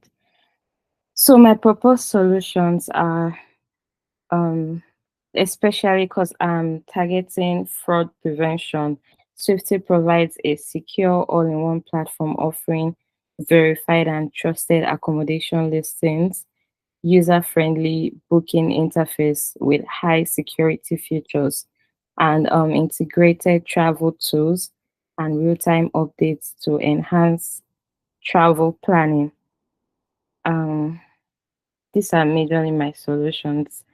And so, yeah, my target markets are Canadian tourists visiting Mexico, and this like my those are my primary targets. My secondary targets are local travelers within Mexico, and also business travelers. There are people living in Mexico that might want to go to another city and even find it an issue to get like a particular or get a particular accommodation, and like also try to avoid fraudulent activities from hosts and the likes.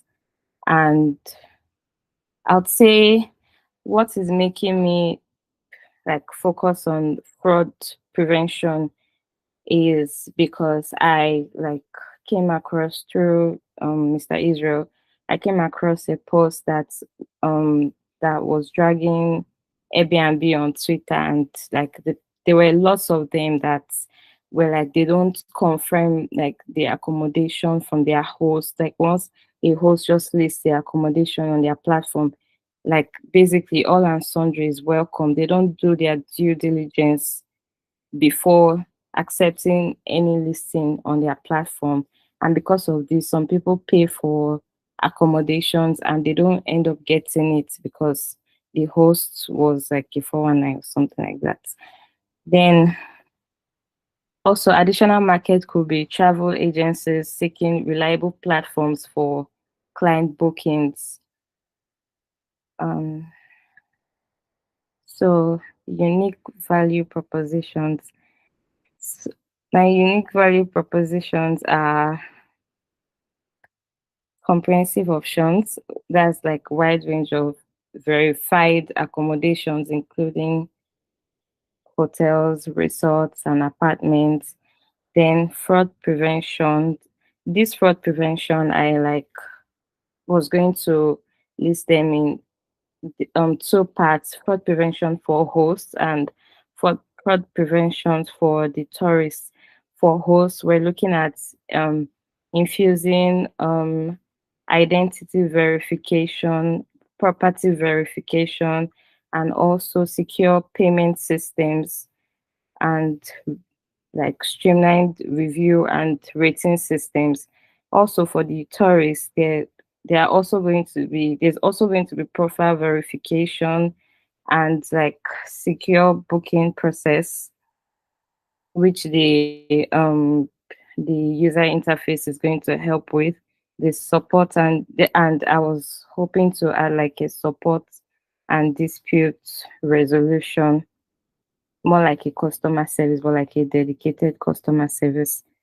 And yes, like I said, user-friendly interface, the travel tools, and yeah, safety information. So, like I mentioned earlier, my existing competitions are I just picked the two major ones, which are Airbnb and Booking.com. And having done my research on this too, I found out that the major weakness for Airbnb, like I said, number one is they are being called out for not doing their due diligence on the accommodations, and they don't have a dedicated customer service to address these issues when their clients complain. Also, they face regulatory challenges because they are before you do things like in different places, there are obviously things that you have to do to make sure that everything is in check, but they always face regulatory challenges. There's variation in quality and cleanliness of like the accommodation. They don't exactly check there's also a post I saw, a different post I saw about someone complaining of how dirty the accommodation is usually when they book on Airbnb compared to booking.com. And then there's also safety and security complaints because like I said, they don't exactly do due diligence to know like who and who is giving out the house and who is coming into the house. And my indirect, yeah, also booking.com. Booking.com is a lot better, and like they have like a name already. Their name already is out there. So that's like the major competition. But their weaknesses that I found was just their service fees being too high. They also have customer support issues and they depend on individual hosts. Without having a host, they well, every travel booking platform will be like that because without the hosts, without listings on your app, nobody is going to use it because there's nothing for them to book, right? Also, my indirect competitors are traditional travel agencies, that these travel people that provide customized travel packages um like a 2 or 3 days travel package, and they put it at a low rate so like people can afford it. And then they always like there's always accommodation involved and travel activities and every other thing that the app like Swifty is about to offer. Also local booking platforms that cater to just cater to local travel needs. And these are like I think these are people that I think they call them tour guides. These are people that started this whole thing before um Airbnb, Booking.com and the likes came up. So yeah, my futures for target markets, like I said, Swifty is majorly focused on fraud prevention, right? So we aim to like focus on identity and property verification, secure payment systems, and review and rating systems. Majorly, this is like the strategy for fraud prevention. And also user experience is like a number one to us, like easy to navigate interface and real-time booking confirmations. Then we'll have travel tools like currency exchange services, travel itinerary planning, and local transport arrangements. Also, customer service is also a must have. Customer support, dispute resolution mechanisms, and safety and health information alerts. I have a personal experience with Airbnb and having a bad customer service. So because of this, aim to I aim to focus more on having a strong customer support service that can help in any situation. Yes, so market impacts, increased security the because we try to reduce risk of fraud for both the host and the tourist, enhanced user experience, economic boost, like encourage tourism by providing a reliable and trustworthy platform. And I feel like if there is like a streamlined platform and like people know about it, that oh, there's an easy way to just book the whole thing from Canada to Mexico because everybody likes going to Mexico here. It's going to boost the economy because more people will be interested because there's an easier way to do everything. And then market leader established Swifty as the go-to platform for Canadian tourists in Mexico. Okay, so this is the summary of some of the major features: fraud prevention features, user-friendly interface, travel tools, and support services. So for the fraud prevention features, like I said, we identify identity verification for hosts and tourists, property verification and on-site inspections, secure payment gateways and encryption. For user friendly interface also, we are going to have simple and intuitive design. I think the number one thing any product owner should be looking at is to have a user-friendly interface in a way that anybody can use your platform easily. Like I said, easy to use booking and navigation tools. We're also going to include travel tools for integrated itinerary planning, real-time currency exchange services, and local transportation options and accommodation and recommendations. Also, support services, like I mentioned, 24/7 customer support, comprehensive dispute resolution, and real time safety and health updates. I added a summary of the product roadmap. In short term, 0 to 6 months, we are going to have core development and initial launch, where we are going to develop secure booking system and verification features, because that's like the purpose of the app itself. And then marketing and user acquisition, launch targeted campaigns, and start beta testing, like having a few users test the app and give their reviews. So in 6 to 12 months, we are aiming to have features, expansion, and enhancements to introduce advanced fraud prevention tools and travel planning features. Also, user support and engagement, establish 24/7 support, and gather continuous user feedback. Excuse me.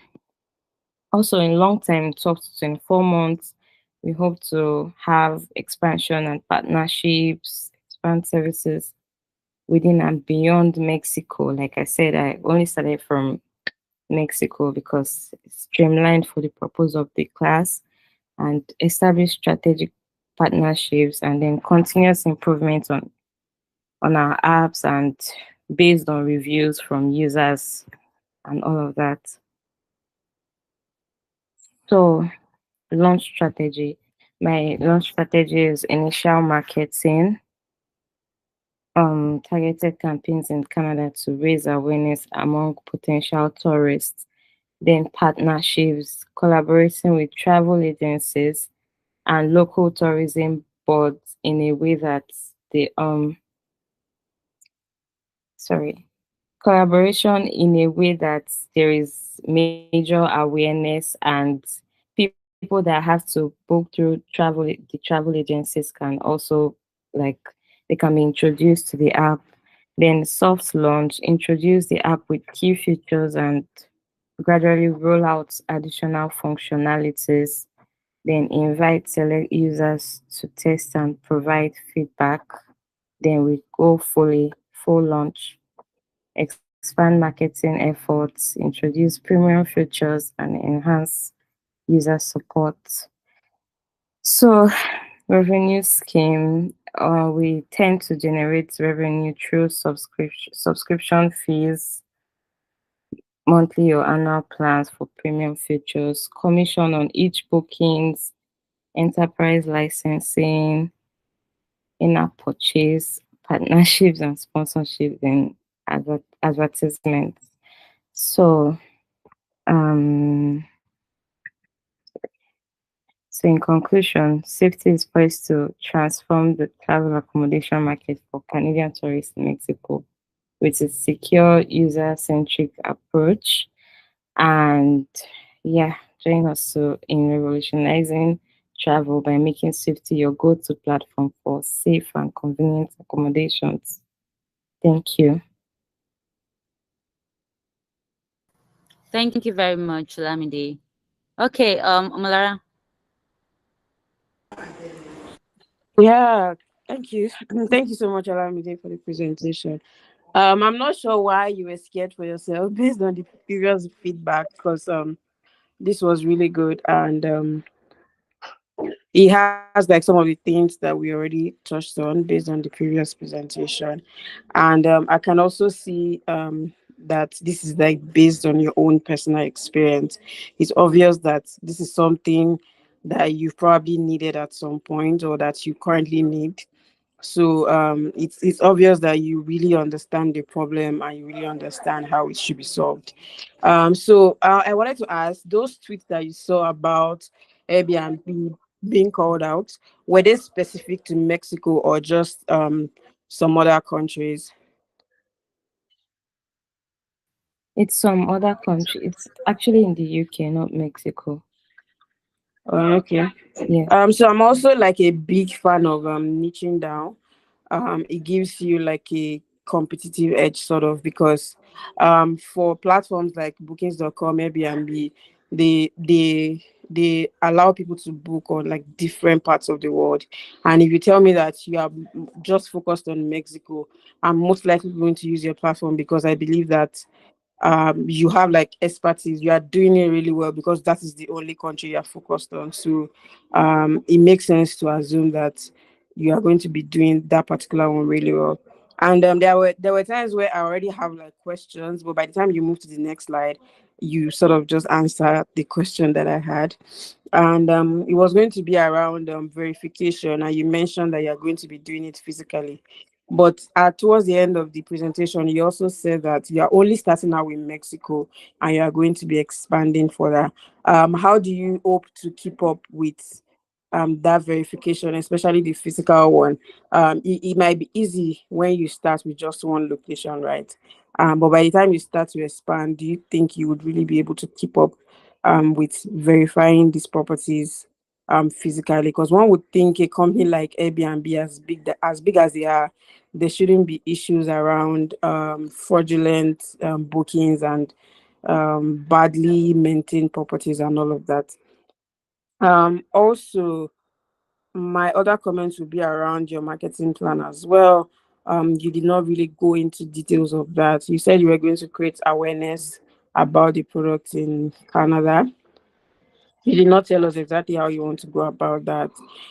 Do you want to run Facebook ads? Do you want to use influencers to create awareness? How exactly do you want to create the awareness? I also love the partnership part, partnering with local tourist travel companies. They already have the community, right? And you just have to like offer them something really good for them to push your product to the community. I also see another selling point here, which is the fact that people can do a lot more within the same app. You have these like integrated travel tools. I feel like it should also be part of like what you are going to be selling about the product. Um, but you really focused on safety and convenience, which I believe were based on your research. But it would be really good to also like sell that part of the product, because I've seen it online where people have talked about they would really love a platform where they can see like that can help them like plan their itinerary, what they can do in a particular cities, instead of them trying to figure it all out by themselves. So I believe that part of the product would really sell and is a really good added value. um I think that's basically it. And I also like the support part is really good. Having a very good customer support can give you like an edge ahead of your competitors, no matter how big they are or no matter the kind of money they have for marketing. Personally, I take companies that take customer support very seriously. If I know that no matter the problem that I encounter with your product, there's always somebody there ready to solve it for me, I would always choose you over any other company, no matter what they have to offer me. If their support is not good, I don't really think it makes sense to use them. So well done. This is like a very fantastic product. Okay. Thank Thank you you very so much. much. Thank you. Oye, she's still here. Okay, she's not. Okay, so let me just go. So this is very, very detailed, and just like Omolara said, so it's basically see, there was no reason for you to be afraid then at the beginning, because it basically touched on a couple of things that we already spoke of during the first presentation. We were able to capture your launch timeline and your development stage and all. Although I'm not sure if 6 months would be enough, but I would have loved to see how you intend to do that in that 6 months, and why you think it will be possible, and one of the things that you think might be possible, because building a verification system. Well, you say it's going to be physical though, but I'm also wondering how operationally how that is going to be what's the word to use now? um I don't know, I've forgotten the right word. It keeps flying. But I just wondering how, but that would be a little bit very tedious to do. In terms of verifying it physically, it means that you have to have like a large team that would be doing inspection and all. And also in terms of verifying the individuals, because beyond just part of the issue, the problem with the shortlet or home away from home business is not just around the property itself. Sometimes individuals as well. I've actually done a shortlet before, business before as well, and I've run an um, Airbnb as well. And one of the issues that we faced was with the individuals. The house was neat, but the individuals would, when when you're done and then you decide to go and your cleaner decides to go tidy up the apartment, it's like, oh, they can't find one pillow. And they can't find something in the room, and you cannot put CCTV in the room because it basically invades their privacies and all of those. And I've also used some shortlet where you must actually provide your valid ID. They actually hold back with your they hold back on your ID and hold back on your caution deposit or not. So the verification is way beyond just the apartments, also the individuals as well that would be um choosing using a product, because that's also one thing that Airbnb don't have as well. Because once you're an Airbnb, all you just need to do is upload a very nice picture, and then they will approve your property to you. And as an individual, you just need to create an account and have IDs, and then you'll be allowed to onboard. So I would have loved to see how you wanted to make that development possible. What kind of team would you, what would you need to make that possible? Because if you're having just one designer and one developer, that might be a little bit challenging unless I don't know, but unless the features are probably you're launching in different launching, and you have your MVPs broken down into different stages, yeah, and your features broken down into different MVPs, right? So let's want to launch an MVP rather. So that would have been nice to see that on your slide as well, just to justify your 6 months long development stage and all. And then also being able to know the team that will be required for the product as well. But generally, it is a good plan. Well done, Thank you so Israel. much. Thank you. You're welcome, Israel. Okay. It was great. I think from all of the sessions we've had in class, this is a well put together presentation. I only had questions around the verification because I think in terms of I think everyone already knows in class that I have a particular focus for not just the technology but the product operation itself. So how you intend to verify houses physically and with the people. So I think Comfort already asked that question. So I think if you would probably like to work on that again, I think it would be nice to still see what you've figured out on how to work on the house verification. It could be, it depends on how you approach it. It could be an additional, um, a stronger value prop for you. It could be a stronger selling point, much more than you're thinking of it right now. It could also be an additional revenue source to the point where you could, if you're able to build a solid structure around it, you could maybe um, find a way to even sell the service itself, maybe to um, partners and etc. So it depends on how you approach it. But I'd really love to see how you want to do that as physical verification and what the process and the operational structure would look like. So that's just my own. In all, I think everyone else already gave the feedbacks I wanted to give. Thank you.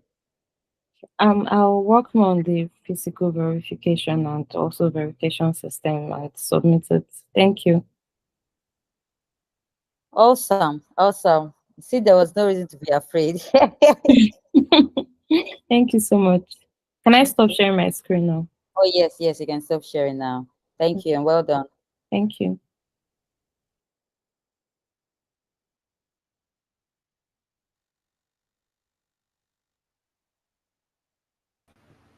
Okay, hi. Miriam, yeah. Yeah, hi everyone. Good evening.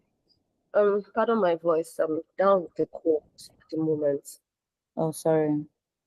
Thank you. Give me a moment to just share my screen. Okay.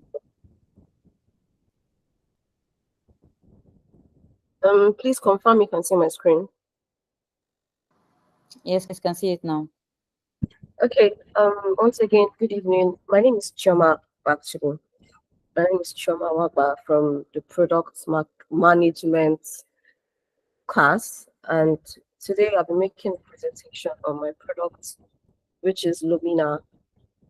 So Lumina is a product that wants to empower Nigerian women to achieve confident, healthy skin, make informed decisions on the products, on skincare products they plan to purchase. So imagine a situation where you want to shop for your skincare products. Let me say comfort. You're searching for a sunscreen online, right? And you go to a particular vendor you find, and you see that the sunscreen you're looking for is selling for 20,000 naira. And you decide to search from another vendor, and you see that the same sunscreen is selling for 25,000 naira. And you're wondering why. Why is this particular sunscreen, same sunscreen, no difference? Why is it sold for two different prices from two different vendors? So you decide to search again, and you see that another vendor is selling the same sunscreen for even higher than the 25,000, maybe now 28 or even 30,000 naira.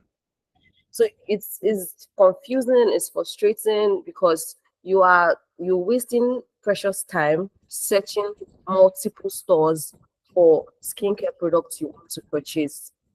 This is a problem I have personally faced, and I face a lot of times because I love to purchase skincare. I'm very particular about my skin. So I do not have the luxury of time to sit down on my phone and search from point A to point B to point Z, looking to complete my entire skincare products that I need, because all the vendors I'm searching for do not have a consistent price. This is where Lumina comes in place.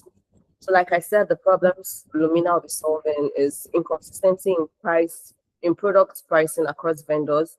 So you cannot find a particular place where you can go and search for skincare products, and you can see all the prices of all the products you want to buy from different skincare vendors in one place.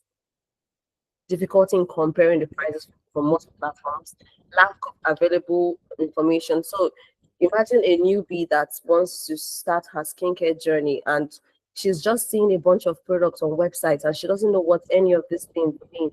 And she's looking for information that could explain to her what this product would do to her skin, what routine to build, what active ingredients to look out for. Imagine such a problem for a newbie looking to start her skincare journey. And also, there's no way for you to verify the quality and the legitimacy of most of these vendors that even sell this product, or they're selling to you a fake product. So that summarizes Lumina. So Lumina is a unified marketplace that connects skincare users to the best prices of skincare from different vendors in one hub. So you can just come on the platform, search for, let me say, your body lotion. Let's use Olay. You're looking for Olay. You just type Olay and you're seeing all the vendors that have Olay available and all the prices each of those vendors are selling Olay. So you have the opportunity to, pick within your budget, pick within your price range, and find every single information you can find on Olay, all the ingredients that is all the ingredients that are in the Olay body lotion you're looking for. So currently the market size for the skincare industry in Nigeria is fast rising. with a revenue of about $9.71 billion, and is projected to reach a 13.58 growth between 2024 to 2028. So target audience for this product, we're looking at females, is majorly females that are quite interested in skincare products.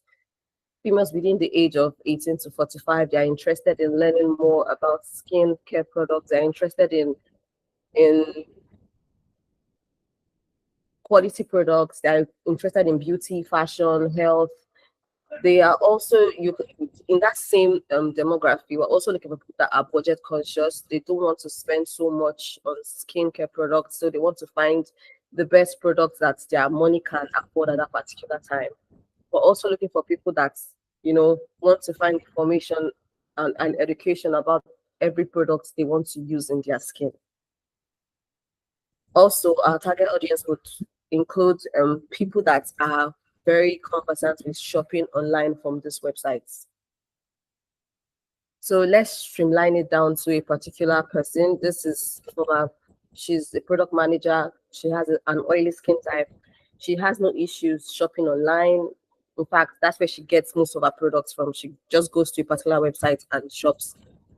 But her problem is she's not sure of which product is best for her skin, and she has difficulty finding available products across different vendors. Because today she might search this vendor for this product, and the vendor will have it. The next time she wants to shop, the product is unavailable, and she's stuck back to square one, searching for another vendor that has the product she's looking for.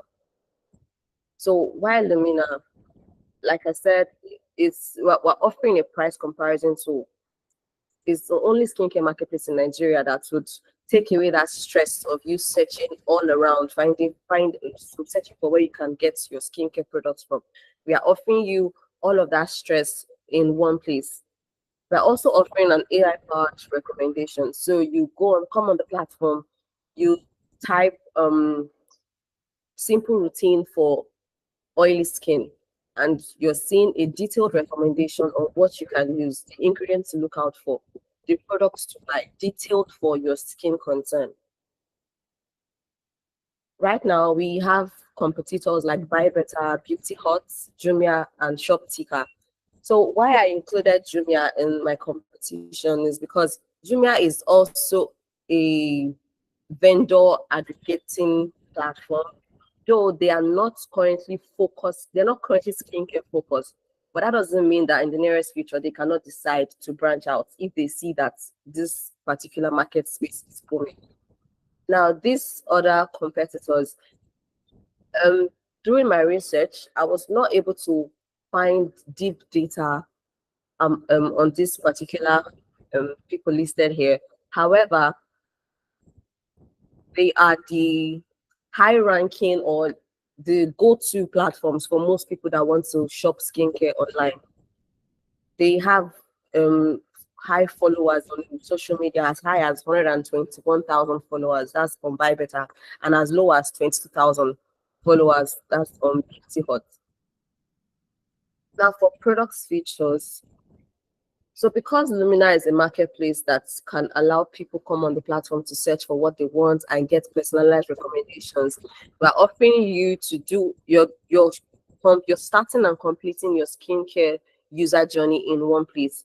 You come online, you search for what you want, you get your recommendation, you pay, you check out, you pay, you receive your invoice, and you get your product delivered to you. So that means we're going to have both a customer end and a merchant end.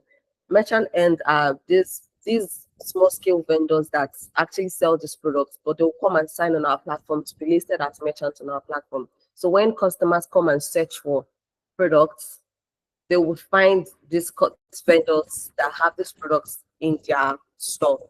So we're offering a price comparison tool, the product and vendor reviews. By this, I mean you can get product reviews from customers that have bought a particular product. You can see honest reviews on how it worked for them and what did not work for them.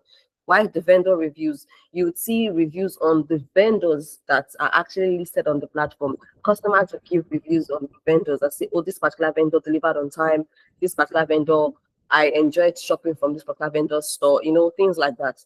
and you also get automated invoice. Also to add here for our products feature, though I just listed, this is not every single feature that Lumina is going to have, just to make the presentation concise. We are also adding the AI powered recommendation, but that's like, it's not in the MVP stage. Then for the merchant side, they'll have a stock inventory, offering them analysis and then and their finances. So for revenue streams, we are going to start off as a freemium. Yeah, for the business model, starting as freemium, just to get people to sign up and use the platform and see how they feel about it and gain user number. Going forward from there, would then move to a premium, tier where you have to pay a particular amount of money for you to get access to that AI powered recommendation I talked about, where you can search for whatever you want to search for and get tailored and detailed results of what you're looking for. You can also get to speak with a dermatologist right there on the platform, like a live chat. So, but this feature will only be available to those that are on a subscription-based payments with the platform. Then there will also be brand advertising on the platform. So different merchants that are signed up on our platform that want to rank highly when customers search. So when I come and search for a particular product and I want my business to be on the first page of the search list, yeah, those brands have to pay for advertising on the platform. So that's also an opportunity for Lumina to get revenue. So Lumina has the potential to impact the Nigerian skincare by promoting education. So you're teaching people, you're educating them on the right product to use for their skin by that's via the recommendation. You're giving inclusivity. That's everyone, depending on your budget, you can find what works for you right there on Lumina. You do not have to, feel frustrated by searching for different products and seeing different prices that you don't even know if you ever find the one you can afford. And then access to quality products, because you're rest assured that every single vendor that is signed up on Lumina is going to be verified, and you're sure that the products that is being sold on the platform are authentic. So the roadmap for developing Lumina, I designed the roadmap to include the very beginning, which is the market research. And we stipulated that that would take 2 months, because to build a product, you have to do in-depth research to be sure on the market you're coming into. Then the next thing will be your user surveys. I already carried out user surveys. From the user survey I carried out, we could tell that this issue is not only something I faced personally. A lot of people, about 57% of my total response indicated that they actually have issues with finding products based on pricing. They have product pricing issue whenever they're shopping for skincare products. So the next thing will be the fleshing out the product requirement documents, and that will take about a month. Then the next one comes to designing. Designing we stipulated about 2 months for proper designing of the MVP. Then the next is the development and testing. And testing also involves the beta testing, your QA testing, and then your beta testing. Like you're bringing people in to come and test the platform, but it's still closed, and that should take about 6 months. Then you have the launch and go to market plan, which should include developing launch plans, website contents, using influencer marketing, social media copies, ads, and whatnot. So here I just fleshed out the go-to-market strategy more. So we'll have referral programs where you can refer people to probably get a referral code if customers use your referral code to shop on your product, you get a particular percentage off when you want to shop next time. So content marketing, blog posts, webinars, having industry thought leaders host webinars on their social media platforms, and then also talk about the importance of knowing the right skincare products to use for different skin concerns, and then that will also put Lumina on the minds of their audiences. Then we have email marketing, sending out newsletters, digital marketing, influencer marketing, and also utilizing other social media platforms. So thank you. Well done, Shoma. This is really detailed. Omolara. Yeah, thank you, Chema. Like she said, this is a very, very detailed presentation. Apart from that, the design is really good, visually appealing. I really like the fact that you used images, especially because you're talking about skincare. So, well done. Thank you for that. To be honest, like I don't want to say it is 100% perfect, but there isn't so much to sort of correct you on. Like you did a really good job. It's Thank also you. very obvious here, just like the previous presenter, that you actually are facing this problem, and it's something that I can also testify to. You buy a skincare product this month, and then the next month you want to restock it. Your vendor does not have it anymore, and then you have to begin to search for other people who have that particular product. So one thing I found interesting was your revenue model. One would think that a marketplace should also have like product markup, like marking up the price of the product. So if a vendor is selling for 1,000 naira and then you are selling for 1,100, so I would really like to know your thought process about that, why you did not include that in your revenue model, and why you are just going for like the subscription plan and the advertisement. Okay, so we're trying to offer people will I say what's the word? My brain is saying honesty, but I don't know if that's the right English word. So if this vendor already sells this product for this particular amount, what stops you from just going to them directly? If you're seeing a vendor selling a product for 6,000 naira and on my platform is 6,100 naira, why are you coming to me to buy it instead? So I thought about that, but I didn't want to go that route because I didn't want to end up losing customers in the long game. So I had to look for other ways that the product can make money. Okay, so why they would buy from you is because you've aggregated different vendors and you've saved them the stress of going to look for that product in different other places. So sometimes, okay, so let me give an example. You want to restock your vitamin C, your retinol, and your sunscreen, right? And then you are buying from three different vendors because one vendor does not have all three of them. Now you are paying delivery fee in three different places. But Yeah. on your platform, they can get all three at once and they are paying just one delivery fee. That's already a big value proposition. And if you mark it up by like 200 or 100 naira, trust me, they won't mind. And also your revenue model also is now putting a pressure on the sellers, right? You are saying they should pay premium, they should pay to be on your platform. Why would they want to pay to be on your platform? I feel like the winners here, the people that are really benefiting from your platform, are the buyers. And in my opinion, they should be the one paying for that service. So for to convince a vendor now to come on your platform, it might be difficult because you're asking them to pay when they are already like doing really well on their own. Like you mentioned in your research, like the skincare, the beauty industry is really big. Most of these guys are already selling, they are really doing well. Sometimes they can't even meet like the demand that they have. So I feel like buyers should be the one paying in this scenario. But overall your presentation was fantastic. I don't know if there's another word better than that I can use to describe it. It was really good. Well done. Okay.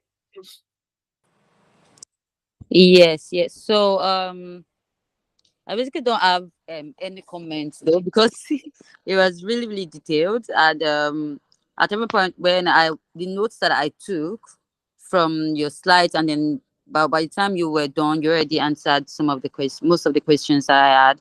And then I also had concern about your revenue model because the people that would you need products, right, to get into on your platforms, and the people that would actually get the product on your platforms are these vendors. And that means that your platform must be able to appeal to them even way more than the individuals. Because, for example, when you're doing your product launch or your marketing launch, you have to look at who are you going to need to bring on board first on your platform, and that means that your product will most likely have a two side. That's why even your timeline, I'm wondering if your timeline would be achieved possible, because there has to be the, unless maybe you are looking to be the one to upload this product yourself, that means that you'd have to have a larger team that would be managing the product. But if you're having the vendors to manage and upload the products themselves, right, that means that you would also need to look at the vendor's interface of your products, which is basically separate from the users interface of your product and all. So just like how boats have the drivers app and then you have the riders app, but yeah, so you have to have like an onboarding structure for the vendors, but Yeah. definitely the vendors need to appeal to them, because if you do not have a lot, like for example, there was a product, an health tech product that we were working on that required us to have like healthcare providers, dermatologists, gynecologists, and all. So because imagine us launching an health tech product and then users get on the app, but there is no consultant, no doctor, nobody.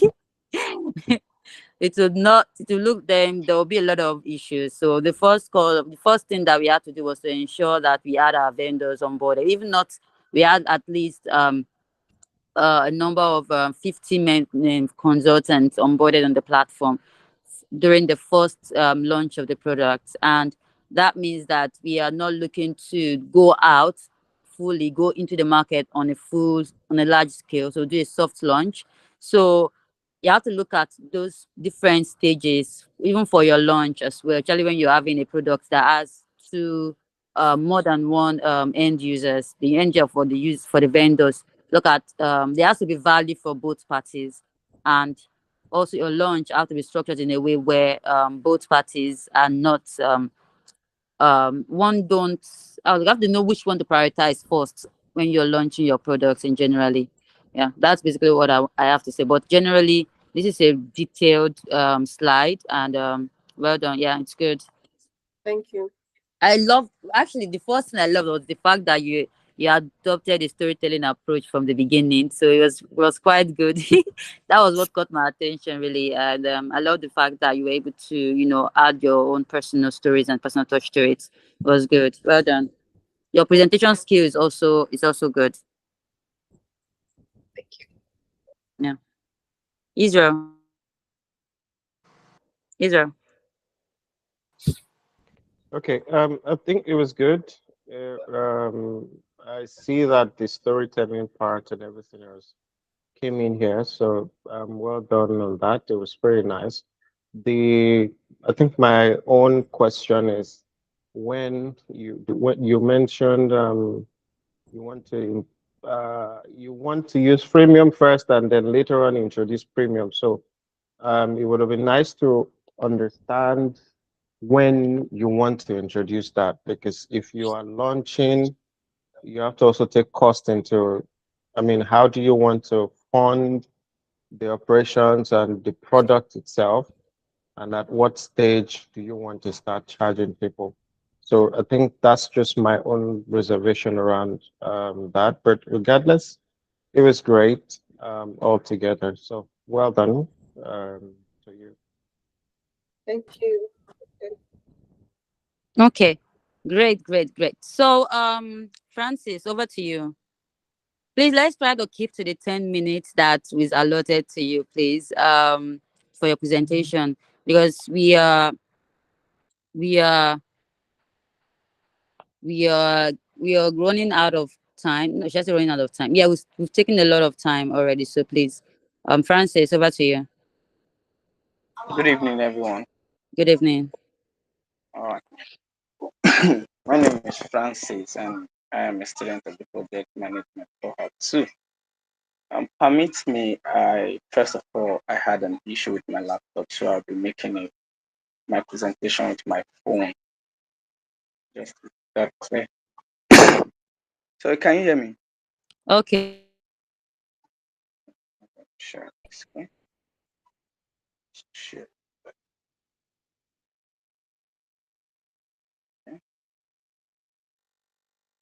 Okay. Can you see my screen?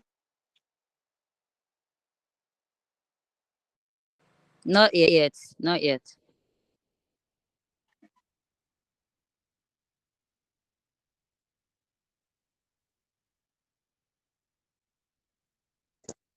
Can you see my screen now? Yes, we can. Why are you using a Word document? Huh? Why are you using your I, Word document? mm, it's got scattered when I did it the other time, so it seems arranged here. I did it in PowerPoint slide, but it's scattered over there. Didn't come out well. Hmm. You need So to I'm learn not how reading to. everything. You need to Um, learn how to create slides. Okay, you need to learn how to create slides. So I yeah. would advise that you do that. It doesn't have to be a PowerPoint presentation. It can be, you can use Canva. Canva gives you easy templates that you can use. So I think everyone who was presented today have used Canva. And I think that also, I think the task also required you to use a presentation, to do a presentation format too. So this is quite unexpected. But please go ahead. I'm sorry about that. All right. The product name is Campus Ride, and what I'm actually looking at the product vision. The Campus Ride, the vision of Campus Ride was to provide convenient, safe, and secure commuting services to Nigerian students and staffs across tertiary institutions in Nigeria. Now, what brought about this whole issue was due to the insecurities experienced on campuses. Well, I'm currently in Owerri, and we get to experience situations whereby students get robbed by riders and being harassed and all that. And that brought me into thinking, what if there was a way we could tackle such situation where this rider don't just commit such offense and go scot free? And that was what gave up the idea of campus ride. And yeah, the target market we're looking at are tertiary institutions that allows the operation of bike, which is a means of transportation among tertiary institutions. So we'll be looking at tertiary institutions that allow the operation of bike within school premises in Nigeria. And the market size of the tertiary institutions we have in Nigeria are roughly 534 tertiary institutions or more, comprising of both the federal universities, the state, private, and the polytechnic, along with the college of education. And we have more than just 500. And using based on where I am, I'm currently in Owerri, using Kuto as a case study and the tertiary institutions here in Owerri. Kuto admits roughly more than 5,000 students every section, and campus wide we're aiming towards getting, we can reach up to a target of 500 riders and looking at having an active users of 10,000 within a stipulated period of first 2 years of operation. This is what we are aiming at looking achieving within our first 2 years of operation. The target audience we're looking out for are the undergraduate students, the postgraduate students, and academic and non-academic staffs who make use of bike as a means of transportation on and off campuses. Now, what are the market problems? Like I said earlier on, the problem resolve around safety and security, just like the story which I said earlier on, a case of safety and security in Nigeria where students get harassed, sometimes they get raped and being robbed of their items. And these riders, these evil perpetrators go scot-free because there's no means of tracking them. There's no means of reaching out to them at the end of such act. And Another problem we're looking at solving is the problem of long wait time.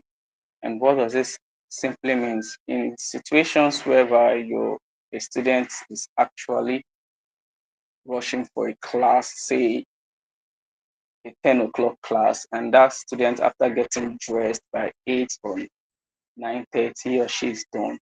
Now standing, going out to get a bike to take him or her to campus, and you have to wait. In some situations, you might be lucky when you get to your doorstep, you find a bike waiting already. Why sometimes you don't get to experience such luck? Sometimes you have to wait for some minutes at the end of the day, causing such user to go to class late or miss some classes at the end of the day. Now, this problem poses things which our campus right is looking towards solving, and there are measures at which such problems have been looked into. Now, the way of solving the security issues, like now, campus right will prioritize safety of its users first, and this will be done by collaborating with campus securities and also implementing safety features such as real-time tracking and background check. Now, when it comes to real-time tracking, it's not something that we have, okay, we know it might be tedious having someone just sitting down and monitoring various rides going on simultaneously in various locations at the same time. So this real-time tracking will be automated, and this is something which will be done by the engineering team. And in regard to solving the long-term wait, now Campus Ride aims at solving this problem using the following strategies such as real-time tracking, route optimization, and predictive algorithm. Now, what this simply means in terms of the real-time tracking, ensuring transparency or and ensuring the user to know how close or how far the rider is to him or her. And this helps you know, okay, this person is quite far from where I am. It's going to take long. Let me look for someone else. And route optimization. Now, with the use of data analytics and route optimization can be achieved within campuses. This helps in navigating for shorter paths when taking a route by riders. This helps the riders as well. Also benefit the users to ensure them get to their campuses or get to their destinations on time. Also get faster pickups. Now, the use of the predictive algorithm, this can be used to estimate the demand pattern, knowing that, okay, maybe in this particular region, there are less demand of such services, and we have in this particular department or lecture hall, we have students who need such services. So this algorithm tends to show a pattern that, okay, here we have more demand for such service here. Then what the campus right does is strategically positions riders within such um, areas so that these users can easily get their rides booked. Now, what are the unique value proposition we're looking at? We are looking at what benefits, what unique benefits is campus ride willing to offer? It's going to offer, I mean to say. Now, in terms of the benefit, we're looking at a seamless bike hailing service tailored for campus students and staffs, and also a real-time tracking and estimated arrival time for the riders, and also tracking of your journey while taking a ride. And one of other benefits are trained and verified riders to ensure safe commute of our users. Now, what this simply means is now having those riders who commit such evil acts. Now, before you go there, you definitely, before you book a ride, the details of such riders will be shown.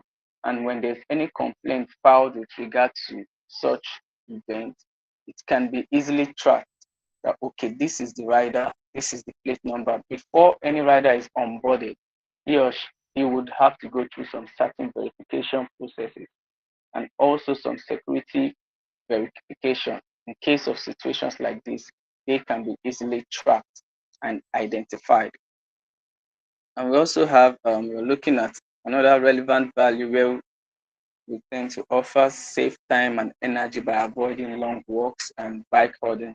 Now, sometimes when hustling for a bike or when trying to get yourself a bike going to campus, though we know some students have rides, while some do not. Now, it's kind of difficult maybe when you're actually rushing down to a certain lecture or a practical or so, and you have many students also competing for such services. It can be sometimes you end up going sweating or unable to get it right. You now have to walk long distance to classes. This can cause some kind of sweat and tiredness or stressed out of such user. And also, one other relevant value we're looking at staying connected with friends and classmates through our social features. Now, this helps build more like a community among our users since we're targeting the student market. And we know that, yes, this student market, this era, they are more of the social media era. And one last relevant will making it fun and exciting to commute on campuses. Now, what differentiates campus rides from other ride-hailing services or companies? Yeah, it's a bike-hailing service exclusively designed for tertiary institutions, students, and staff across various institutions. Now, it's not like there are no other bike-hailing services. We have services like Safe Border, we have bike-hailing services like Uber, and the rest. But the difference between campus ride and other bike hailing services is the target audience. Now we're looking at um, tertiary institution, which is just is as target audience. This is what differentiates campus ride from safe border. And one other differentiation is the safety and the trained riders to ensure our users' safety.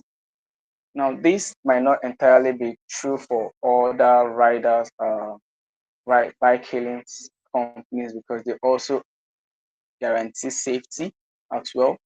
But it's true for other traditional bike riders now because here now, if you're comparing more like our competitions, we'll look at the competitions which we're having. We're looking at the competition traditional bike riders. We're also looking at competitors like Safe Border and Uber Moto. Now, you know that yes, this service where we have the safety, Uber Motors as well, it's big enough to ensure the safety of its users. That's true. And also, Safe Border also is big enough to ensure the safety of its users. True. Now, but in comparison with a traditional rider, which the safety is not really secured,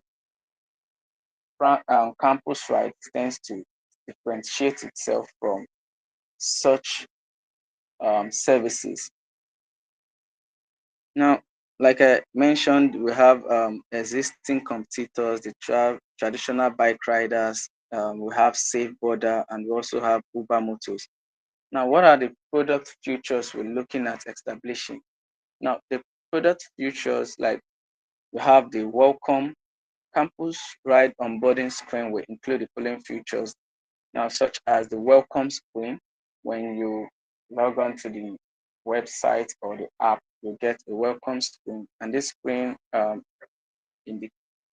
includes features like the introduction to campus ride, a brief description, and the about us feature. And we also have the login section as well, where the user or the rider gets to log in and create an account with campus ride. So we have the permission request. Now, since the rides will be real-time tracked, we need to seek the permission of access the users, be it the riders or the end users, granting access to their locations and also access necessary permissions required for the easy use of the app or the website. One other feature we're looking into is the tutorial screen, which guides or told the app main features such as requesting a ride, just a short clip on how do you request a ride, how do you track the rider's location, what payment option, how do you go about the payment option, what are the rating and the review system. This will just be a short clip or this is with regards to this, this is what and what, how you go about it on the website, this is how you go about it on the app. We're also looking at implementing the safety features like providing information about campus-wide safety measures such as the GPS tracking, the emergency assistance such as the contact us button and all that in case of any emergencies or to report an issues.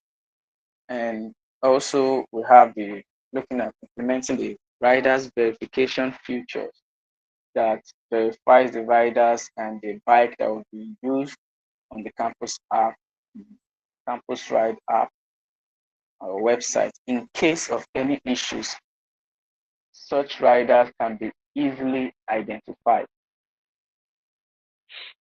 And we have the benefits screen. Now, this highlights campus ride unique selling points such as the comfort of and safety of making use of the campus ride. What comfort, like you being in your room and you placing an order for a ride while in your room, so that when you get to your doorstep or where your meeting point, you have your ride maybe waiting for you or very close to your meeting point. And also the convenient payment options. We have looking into three payment plan. We have the online in-app payment option, cash payment option, and um, the direct, like more like a banking payment option that is done with the card payments, the online and the cash payment option. Now, what other feature they get started where we encourage the users to request their first ride, that engaging them to make use of try out the app or try out the services to see if what they've watched is actually what they get to experience when trying it out. What what impact would campus ride have? The impact of campus ride it's not just on the provides impact in a dual phase, both for the riders and also for the users. Now, here one thing is the comfort, where it provides an easy and convenient way to move around campus, saving time and energy. And it's also looking at the impact of safety, ensuring a safe and secured commute, alleviating concern, okay, the safety of both the riders and the users. Now, the riders in the sense that because they are the one riding doesn't mean they are not prone to damages or casualties. Yeah, they are also prone to casualties in some situations whereby a rider's phone can get stolen, say maybe while taking a ride. And if he or she, okay, I took this person on this ride and at the end of the ride, I could not find my phone. Such students as well can be identified because the detail while going through the sign up and verification of such users will have to impute necessary informations about them, which can also help us identify what school, since it's based on institution, okay, what school, what maybe department, okay, how do we identify this person in case of any casualties? And we also know that this establishment of campus wide will also seek as a job creation offer, providing employment opportunities for students and local residents as riders or support employees. Now, with regard to support employees, what it simply means is where you have students. I don't know. Can you hear me? Yes, we can hear you. But I think you should summarize now. Should wrap up now. Okay. It's done. Yeah, Okay. then You're talking about the launch strategy where we have the market, the pilot launch. Now, this pilot launch, what it's all about, it's starting up in a small scale. Now, testing out photo and say we have a polytechnic here called Naked. They're trying out, okay, how do we get riders here? How do we get to meet the drivers first? Because we need to have drivers on the app willing to render such services. Why? Before going out to search for the users. Now, what way do we look into solving these issues? Like we know that yes, there are drivers, we have associations here, meeting out with the union chairmen and establishing a conversation with them where they get to understand what service will the benefit they stand to gain. We're having the benefit of making more rides and also making more money at the end of completing more rides. And also if strategies such as event launch and promotions. We're also looking at strategies like partnership, where we partner with other universities, partner with brands, a popular brand across campuses. Looking at public relation, where we have yeah, in most schools there are always this school press. Partner with school press, where we provide reach out to more students and more users across campuses. Now we also have the operation where riders recruitment. This is where we hire and train a team of riders to ensure a smooth launch. And here, this is where we talk about the rider onboarding will be accomplished by first scheduling a meeting with the chairmen and all that, just like I said before. And we also have the post-launch evaluation where we monitor performance metrics such as how many users get to download the app, how many rides have we been able to accomplish, what revenues have we been able to generate during the period of our launch, and gather feedbacks from students and also riders, and also refine the services based on feedback and data analysis gotten. Now, the business model, how do we tend to generate revenues from this? Okay, we have three packages such as the free tier. Now, this is just the basic package where users are being provided with essential services such as the standard ride within certain distance, basic safety and ad support app experiences. Now, who are we targeting here? We're targeting the students and the budget consult users. Also have the what means of revenue? How do we generate revenue from these free tiers? We generate revenue such with the use of the ads that is being implemented in the apps, in-app ads. We also have the premium, the Campus Ride Plus, which is a subscription-based service, and this comes as well with some added benefits such as priority booking during peak hours and experience services such as ad-free experiences. Now, who are the target audience here? Frequent riders, professionals, and safety conscious users. And what means of do we generate revenue? We generate revenue from these services from the monthly subscription fee. And lastly, one other way we can generate revenue is by getting some certain percentage per ride. Um, I think I'm done with that.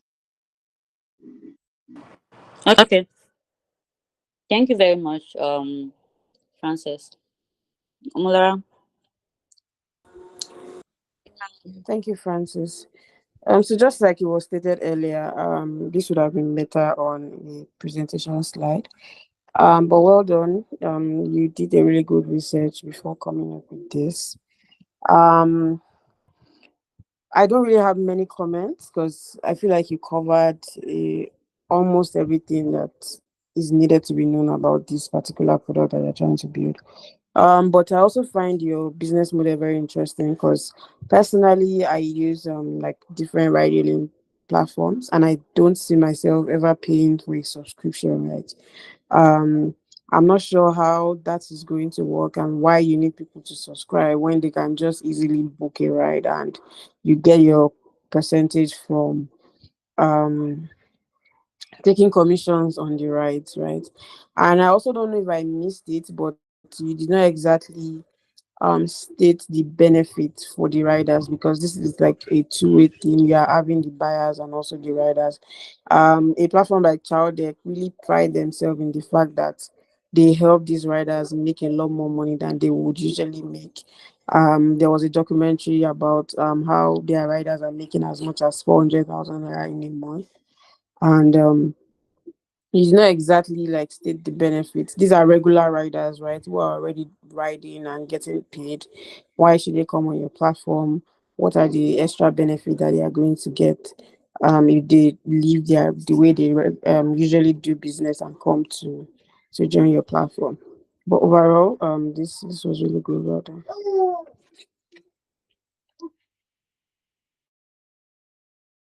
Okay. Yeah. So the revenue streams for me, those the business model. It's just something that I found pretty much interesting because I know that there was a time where I think when is it Bolt? I think Bolt, not Uber. I think what Uber nearly started. I think Bolt did something like that too at some point.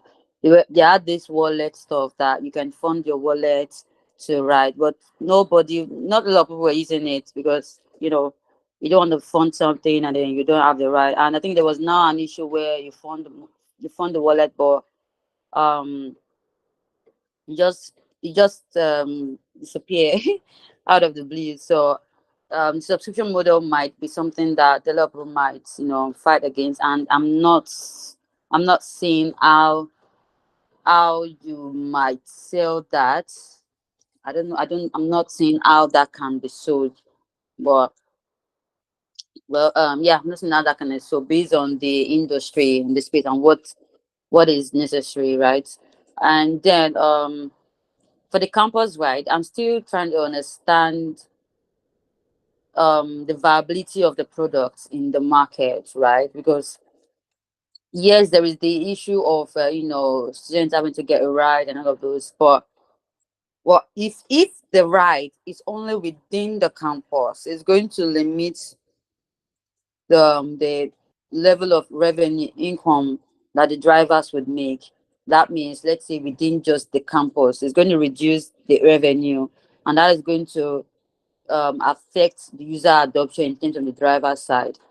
And if it is going to be something that I can be as a student, I can be at home and just order the ride, it's still going to raise the question of why should I not use both and use campus ride? So I think that you need to basically your do a survey to carefully understand how this would work, because you're basically talking about is an industry where we have InDrive that is picking up and coming up and trying to take over spaces of Bolt and Uber, and then we have a couple more. There's a reason why lag ride did not stay so much. There's a reason why lag ride didn't. So I want to look at, because there have been a lot of rides that have come up both for bikes too.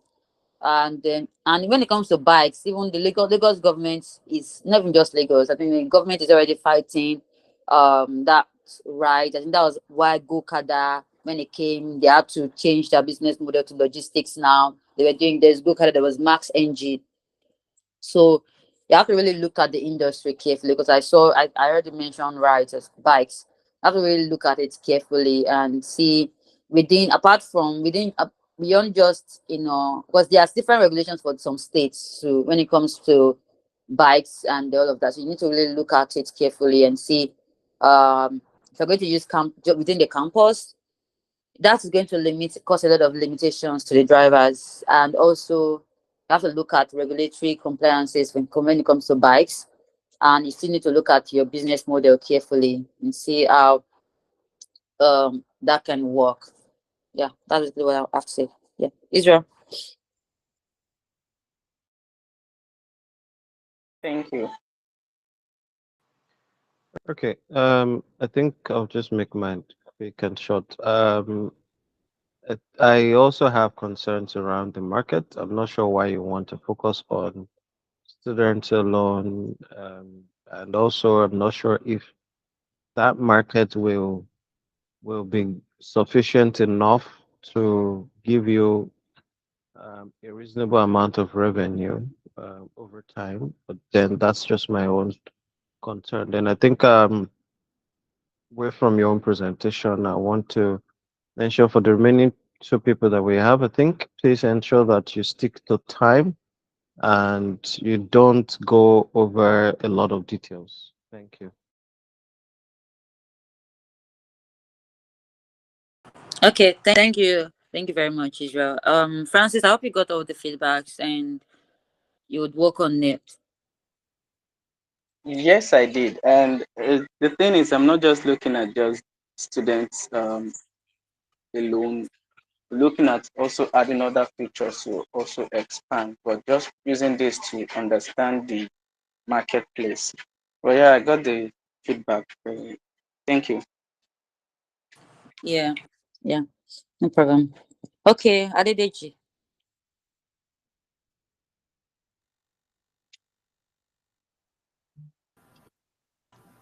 Right. Good evening, everyone. Good evening. Okay. Please just to be sure, I don't know if I'm very audible. Yes, I can hear you clearly. Okay, thank you. Good evening, everyone. Once again, well, interesting.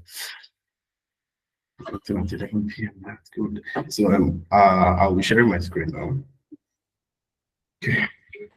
Okay.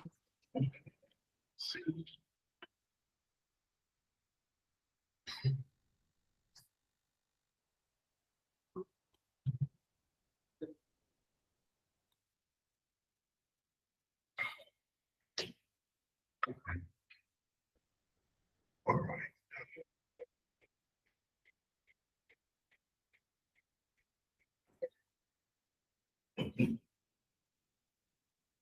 Okay. Uh, can we all see the screen now?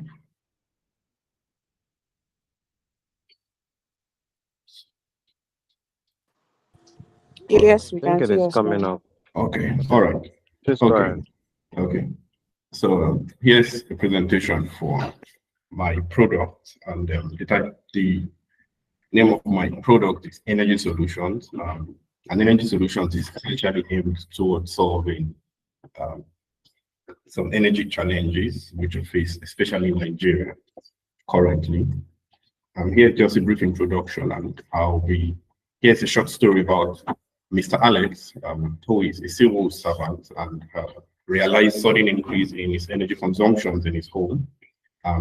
Because of this, he has to make a lot of visits to his disco to purchase more units and seek a solution to it, because he's really shocked that the sudden um, uh, the sudden increase in this consumption. And because of this, he has faced a lot of sudden power outages, because what the amount of energy which he used to purchase on a norm now suddenly gets exhausted faster than usual.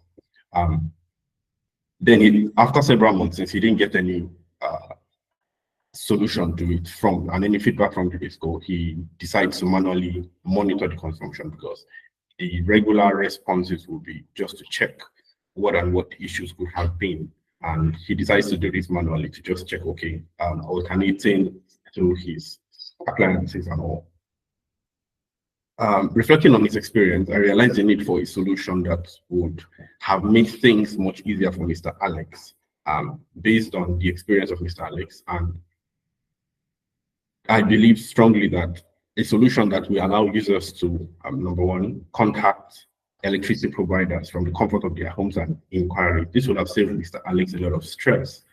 Sometimes he may have had to leave his office, take permission from the office, or leave the comfort of his home probably at the time when he ought to have been resting.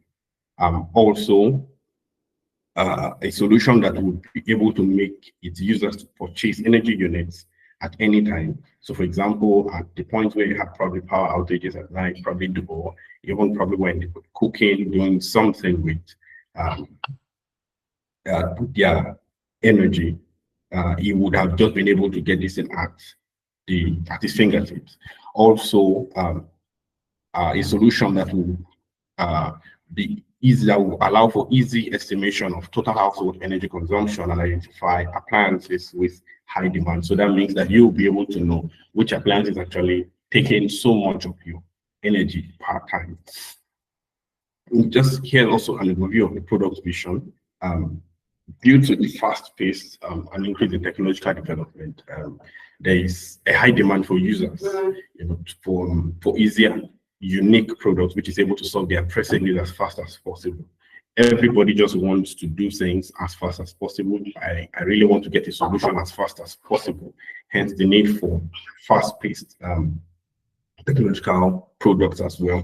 And energy solutions is this particular product, which aims to becoming the leading solution to energy management in homes and organizations on the long run, that empowers its users to majorly three things: CMP, which is to calculate the energy usage, to monitor the energy consumption, and also purchase energy units. Through the ease of this, the energy rating of appliances and equipment, energy solutions will help its users to understand their consumption patterns and budget accurately for their costs. Most times, especially in homes, for example, like the story of Mr. Alex that we saw, if he, sorry, with a proper estimate of his consumption per month, he now knows what the amount of units he needs to purchase per month to meet up with his current demand. There are a lot of, from my user research, notice that quite a number of persons use different appliances at home: refrigerators, microwaves, washing machines, and the likes. So, but with this particular product, every consumer will be able to know, okay, if I get this particular appliance, this is what my usage might rise to based on this particular addition. Because it's generally not, especially when you have probably you're using a small fridge before, and then you go for a deep freezer or a bigger refrigerator. These are high consuming appliances. Yeah, so hence the program statement, which are in three figures, increase in, first is an increase in energy requirement in homes. Also, We cannot see beyond your cover page. oh, really? My goodness. Wow. Okay, hold on. Let me stop sharing and share the program again. So sorry, so okay.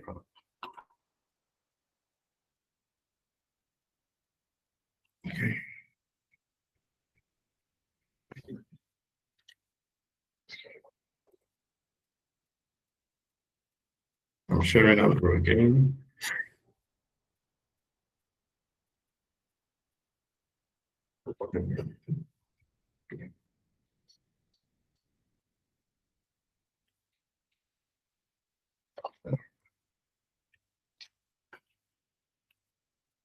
All right, can you see my screen now?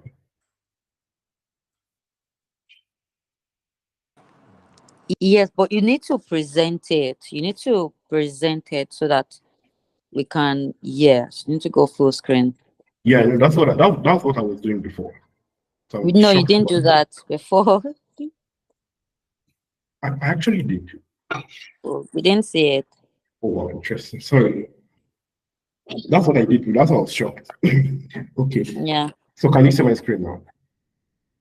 We're still not seeing it in the presentation mode. And it's a presentation mode with my system. Okay. But I think it's still, I don't know, but maybe you should Yeah, we can actually increase still the work with zoom. this.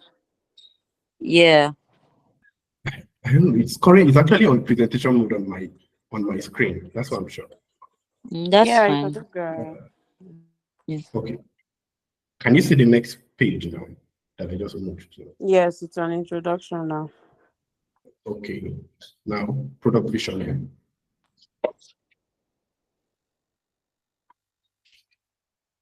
Okay, please just to be sure, am I in product vision page now?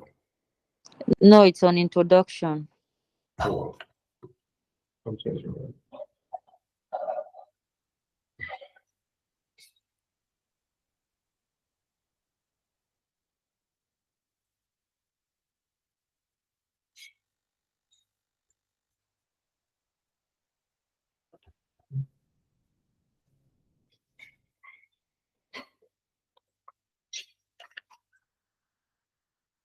Please, just a second. I'm going to share my screen again.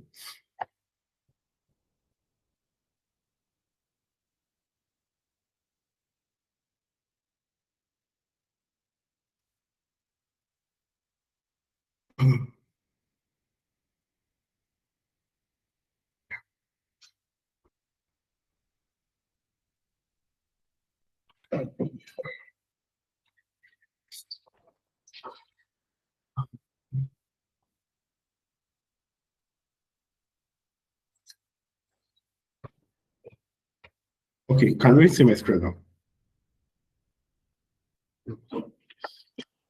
Yes, but still on introduction.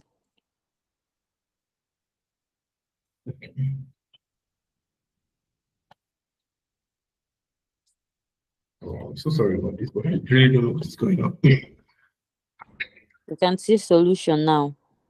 Okay, but this is my entire screen. That's the problem. I don't know if you can work with this. I don't know if this is fine. That's fine. We can work with Yeah, it. it's fine. Because I don't know, the moment I go to presentation, it seems to be hanging. So I don't know, but on my side, it just keeps. Yeah, no problem. Let's proceed. That's fine. Okay, thank you very much. Okay. So for the here the product, okay, I was on problem statement. So there are three major cases here. We have an increase in energy requirements in homes and commercial sectors, also increase in cost of energy, and also inability to estimate energy requirements. So we have cases where the users or people are unable, sorry, excuse me, sorry, are unable to estimate the energy requirements of either their homes or in case of organizations, they are unable to estimate it because my former place of work, I remember where I worked, this is like a major challenge where, especially in organizations where you want to actually budget and the maintenance manager is usually under pressure to be able to know how much are we consuming? Why is our bill this high in this particular month relative to this previous month? And this is a whole lot. Instead of going through the manual route, you can easily go through your equipment, look at their energy ratings, input them into a particular system and get a proper estimate, which can be used to budget for the financial plan of the year as well. And here are possible solutions to the situation. Firstly, ease of calculating energy requirements. So, like I said earlier, there's going to be an ease. If there's ease for the customers or for the users to calculate what they actually need, they will be able to make actual budgets. They'll be able to have a proper estimate of what they need, and if there's an overshoot, it will be clear for them to see that there's something wrong or there's something missing. Also, access to monitoring the energy consumption.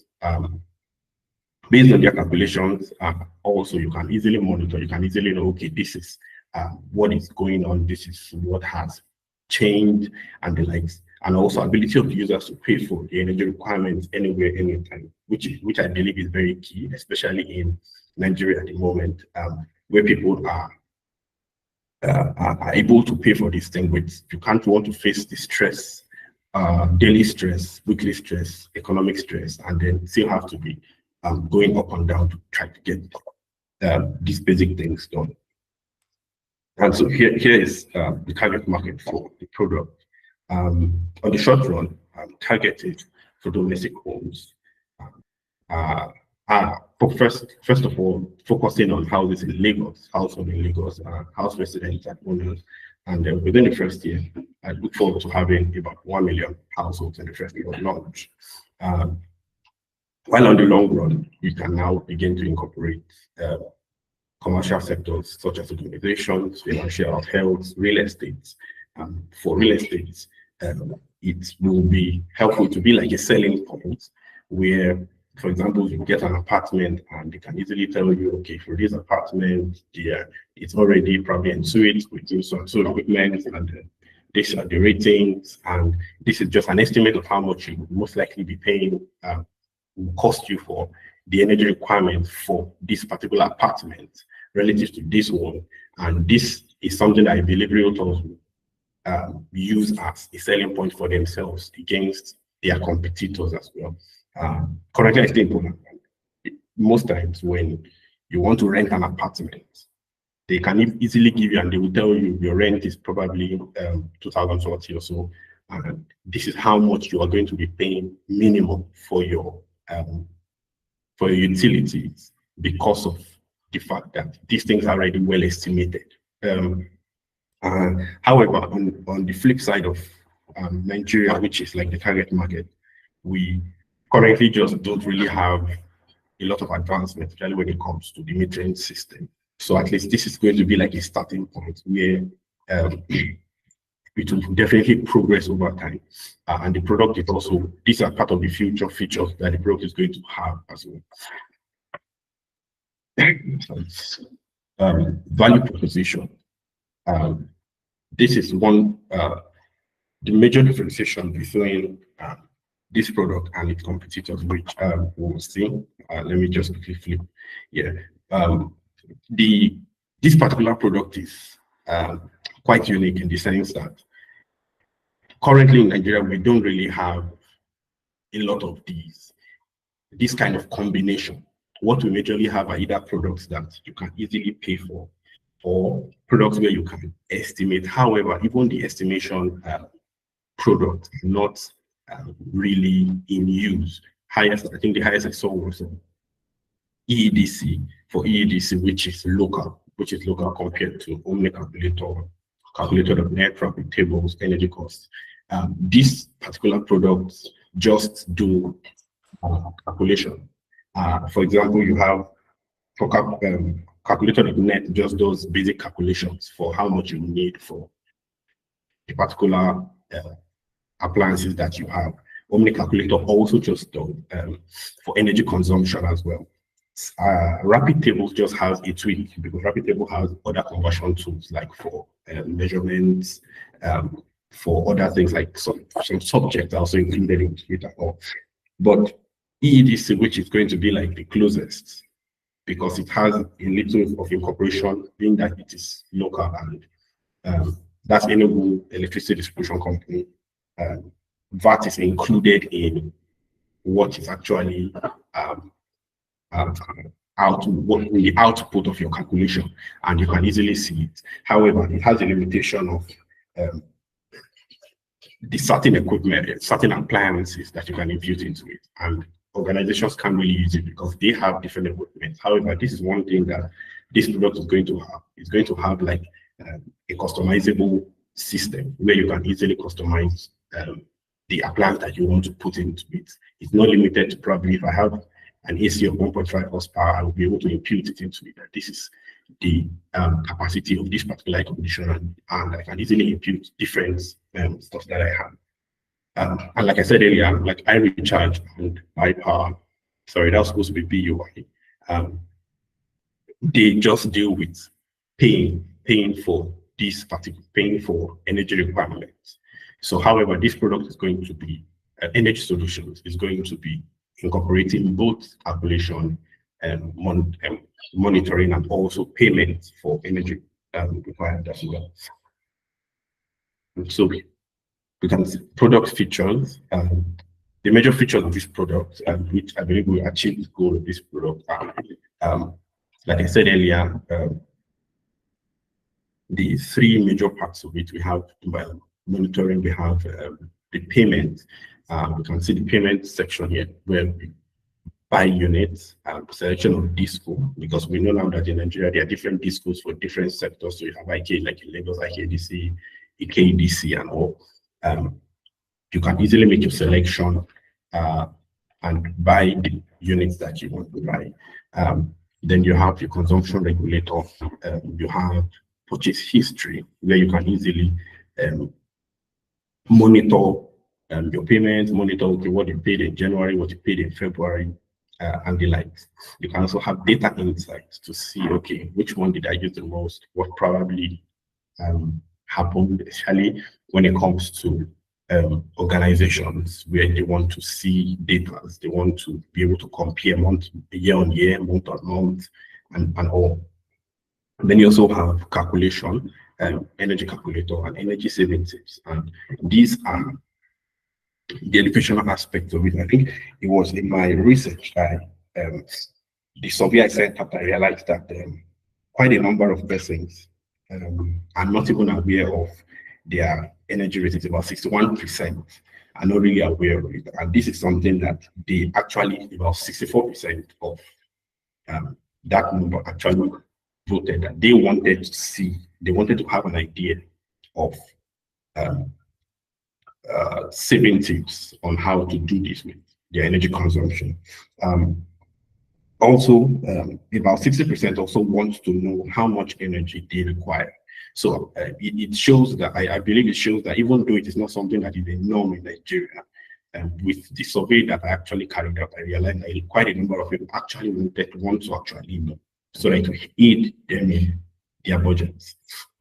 Also, the future features of the product, we have internationalization of the product, multilingual support, and the cooperation of IoT for using smartphones, like I said earlier. However, this, especially the last future feature, is a future feature because it is still something that the current market is not yet able to hold yet. However, it's a developing project as well.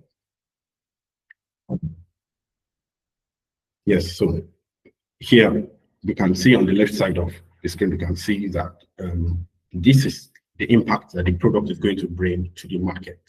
And it's going to be a bridge between stress, just like the case of Mr. Alex, who had been stressed and all.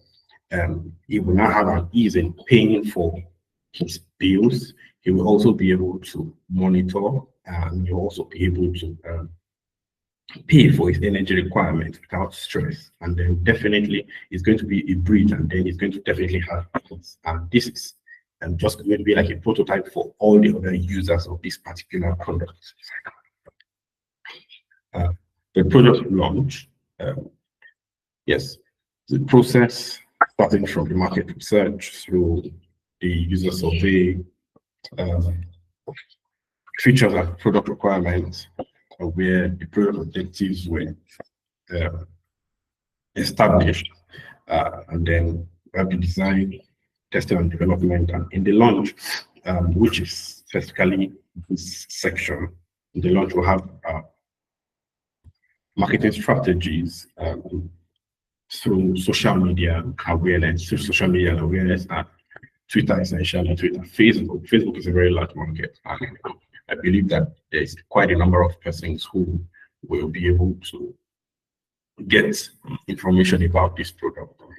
Also, probably through emails, which is also a very strategy. It's actually a strategy that reaches out wide to quite a number of persons as well. And yes, so this is majorly just how the product launch is going to go out, knowing well that yes, there are quite a number of people that use certain products that are similar. However, this is a product that is coming with much more, and also like all-encompassing. So yes, this is what the marketing strategy is going to push out to people, making them see what difference this particular product is going to be making. And definitely this is a team that is going to be involved in that. We've got the PM, PD, product design, the engineering team, the QA testers, and the sales and marketing team, which will be handling essentially the publicity and the likes. Yeah, thank you very much. Yes, you.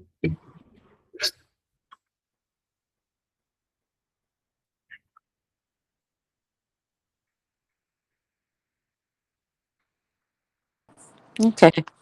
Thank you very much, Adedeji. Omolara? All right, yeah, thank you, Adedeji, for the presentation. So I really like the idea.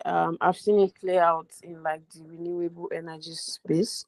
I worked there for a bit, and part of the value proposition of the company I worked for at the time was helping people calculate like their energy needs and making a recommendation of like a suitable solar system for them.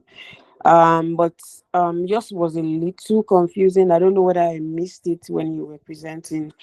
There was a part where you said, if somebody wants to rent an apartment, with your platform, they are able to like get an idea of how much they are going to be paying, in terms of energy, right? I don't think you factored in the fact that a lot of us now use prepaid meters, and whatever we consume is really based on like the appliances that we use in the house. So when someone is renting an apartment and you're giving them an estimate, I don't think that is accurate with a prepaid meter. Whatever they are going to consume would really depend on like the appliances that they have in the house. So did I miss that part, or you did not factor that into it? Yeah, thank you very much. Yes, so I think that is actually I don't think you didn't actually miss it. However, I think the main point I was trying to raise was that regardless of whether things, definitely it's prepaid we all use. And so I already know that if I buy 50 kilowatt hour, for example, in the survey I did, some persons say, oh, they use 50 kilowatts or 100 kilowatts. Some persons use probably below.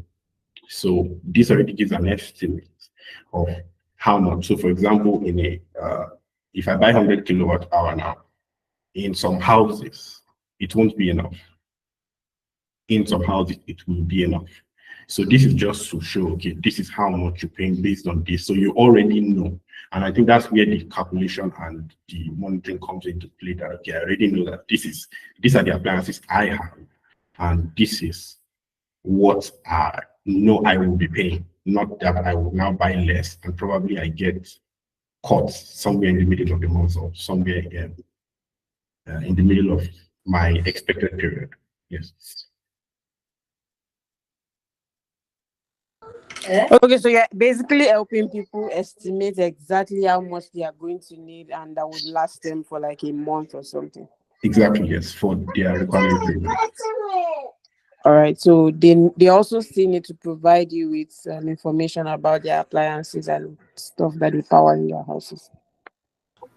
Yes, but, well, with the product, they might not need to provide me with it, because once they are able to use the product, you're able to see, okay, you're able to impute.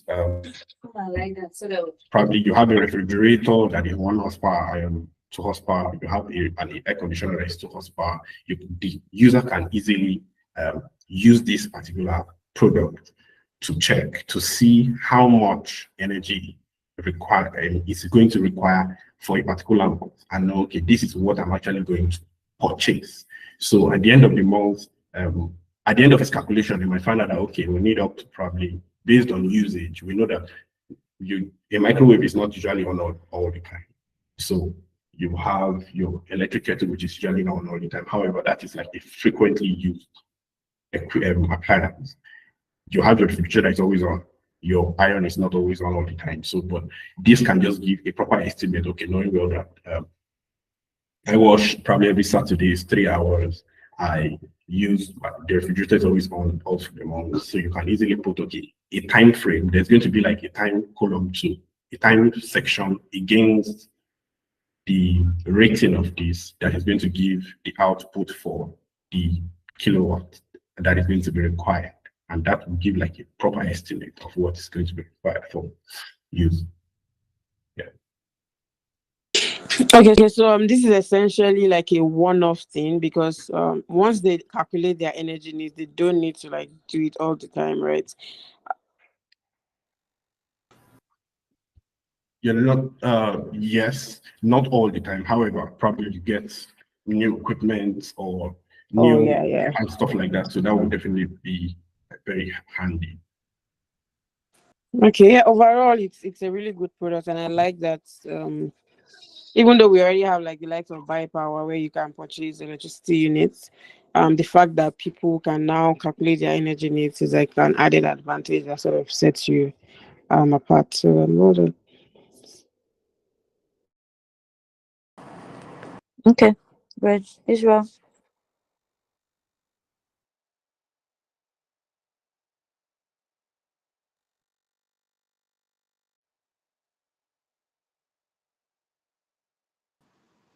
Okay, so I think my own feedback would be around the time it took you for the presentation. I understand you struggle with your presentation at some point, the screen share, etc. But I think your stakeholders being able to take, I mean, keep them interested. I'm not saying your work is not interesting, but then also for everyone else, timing, being able to go over, the most important things just as fast as possible is also very key. But besides from that, I think the solution I'm sure we have talked about this a couple of times. I would still love to see you drill down more a little bit that, especially as it goes down to I think it will also be good to look at your revenue, maybe make it a scope out of what you might be looking to make at a 1 year down, so that the solutions you're preferring and the other things we talked about before, you're able to make sure that whatever solutions you're trying to build now is something that will be able to sustain, or what you're focusing now is something that will be able to be a source of revenue that can sustain your business as you move forward. But aside that, it's a great work. I think moving from even last week till now, think you put in more work based on the feedback that you've gotten before. And yeah, it's good. Well done.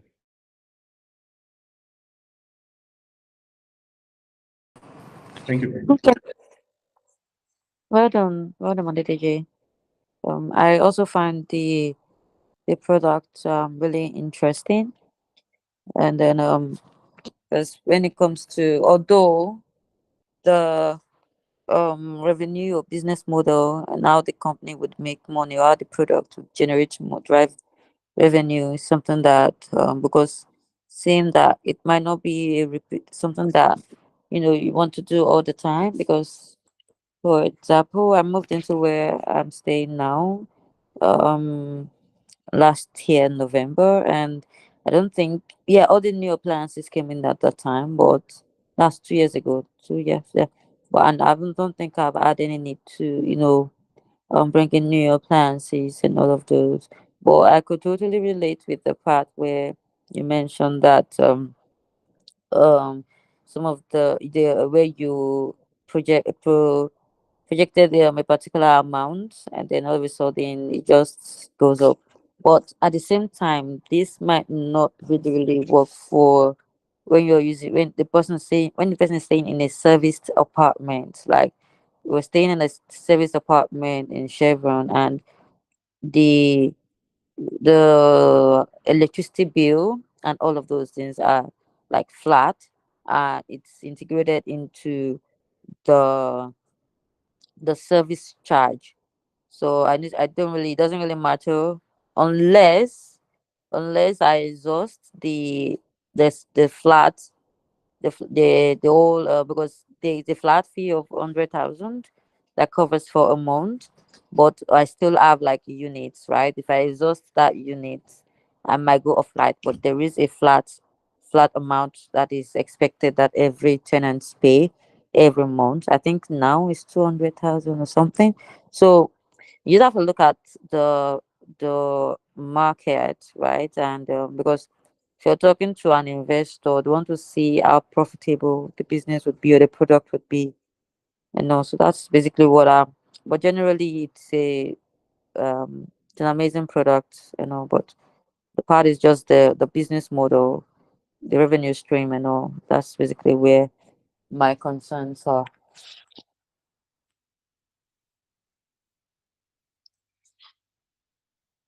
Okay, Emmanuel, yeah, you want to say something? Oh, no, I just wanted to say thank you for the feedback. I noted them all and work on it. Okay, Thank you. you're welcome, Emmanuel. Yes, good evening, everyone. Good Um, evening. I'm going to share my screen. All right. Please, can you just let me know if you can see my screen? Yes, I can. Okay, I'm trying to make this bigger now. Where is that button? Come on. Or is this? No. I think trying to see where I'm going to move it. We can see your screen. You can just proceed. It's fine. Yes, so I'm trying to move it. Okay. I think I want to. Oh boy. You want to present it? There is Yes, I want. slideshow at the top. Okay. Okay. Yeah. Thanks.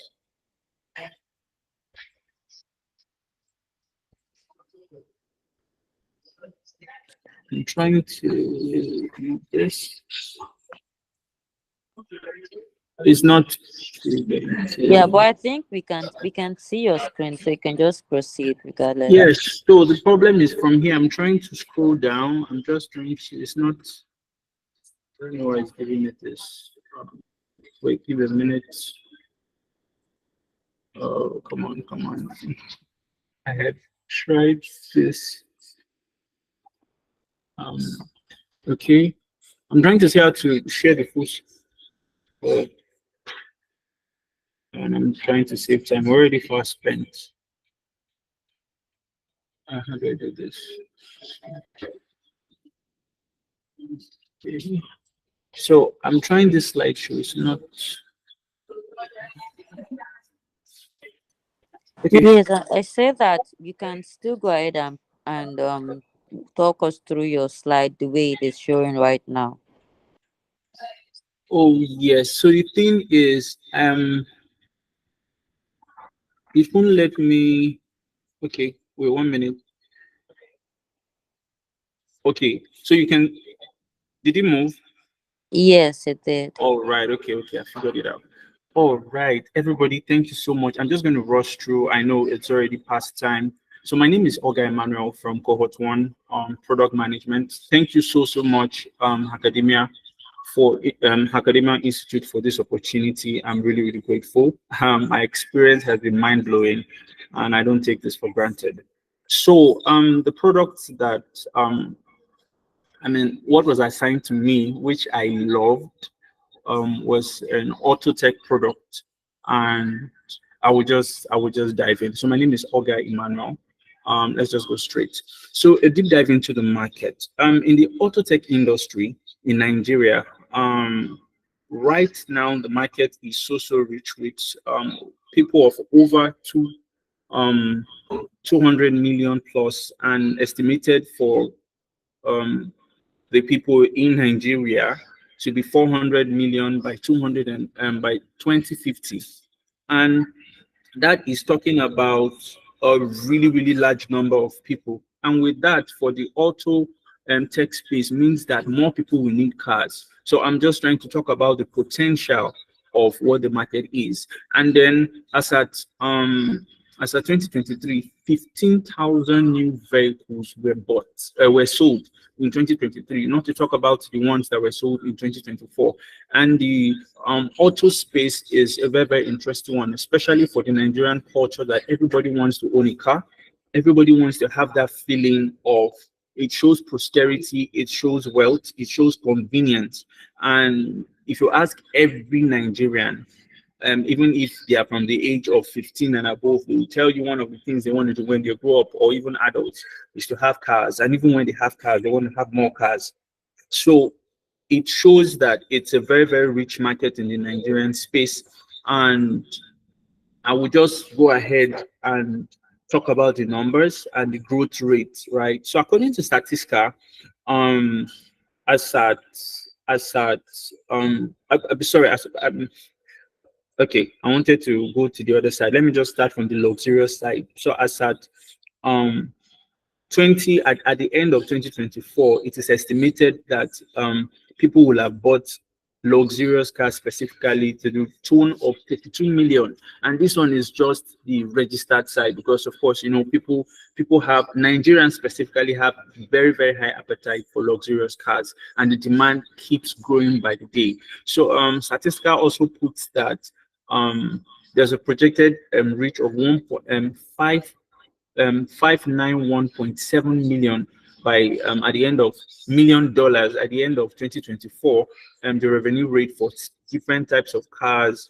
The SUVs are actually the ones that have been targeted the most, but people still go for other brands of cars in the US, not to talk about Chinese cars or German cars, the BMWs, the Benz, and all that.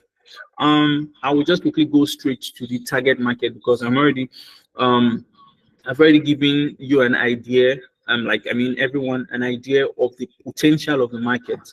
And the ideal target audience that we're talking about here is from, say, age 25 to 62, whereby these people, they already can sponsor a type of lifestyle, and they want a certain type of, and they can afford a certain type of comfort, which also includes having a car. Depending on their earning power, they can afford any price brackets of their choice. So for the target market, I wanted to talk about my personal experience with cars. So see me as this university student that was able to save his first 1.5 million from business in school and was really, really excited. I'm in level 300, going to 400. The excitement is to get a car. So of course, spoke to my friends in the hostel, and they were like, you know what, I have one plug, I have one guy. So okay, now let's see your plug. They ended up bringing a car, a Honda, right? And the way it's normally done, you go bring a mechanic, they'll look at it and all that. Man, the mechanic was like, it's manageable, it should not stress me.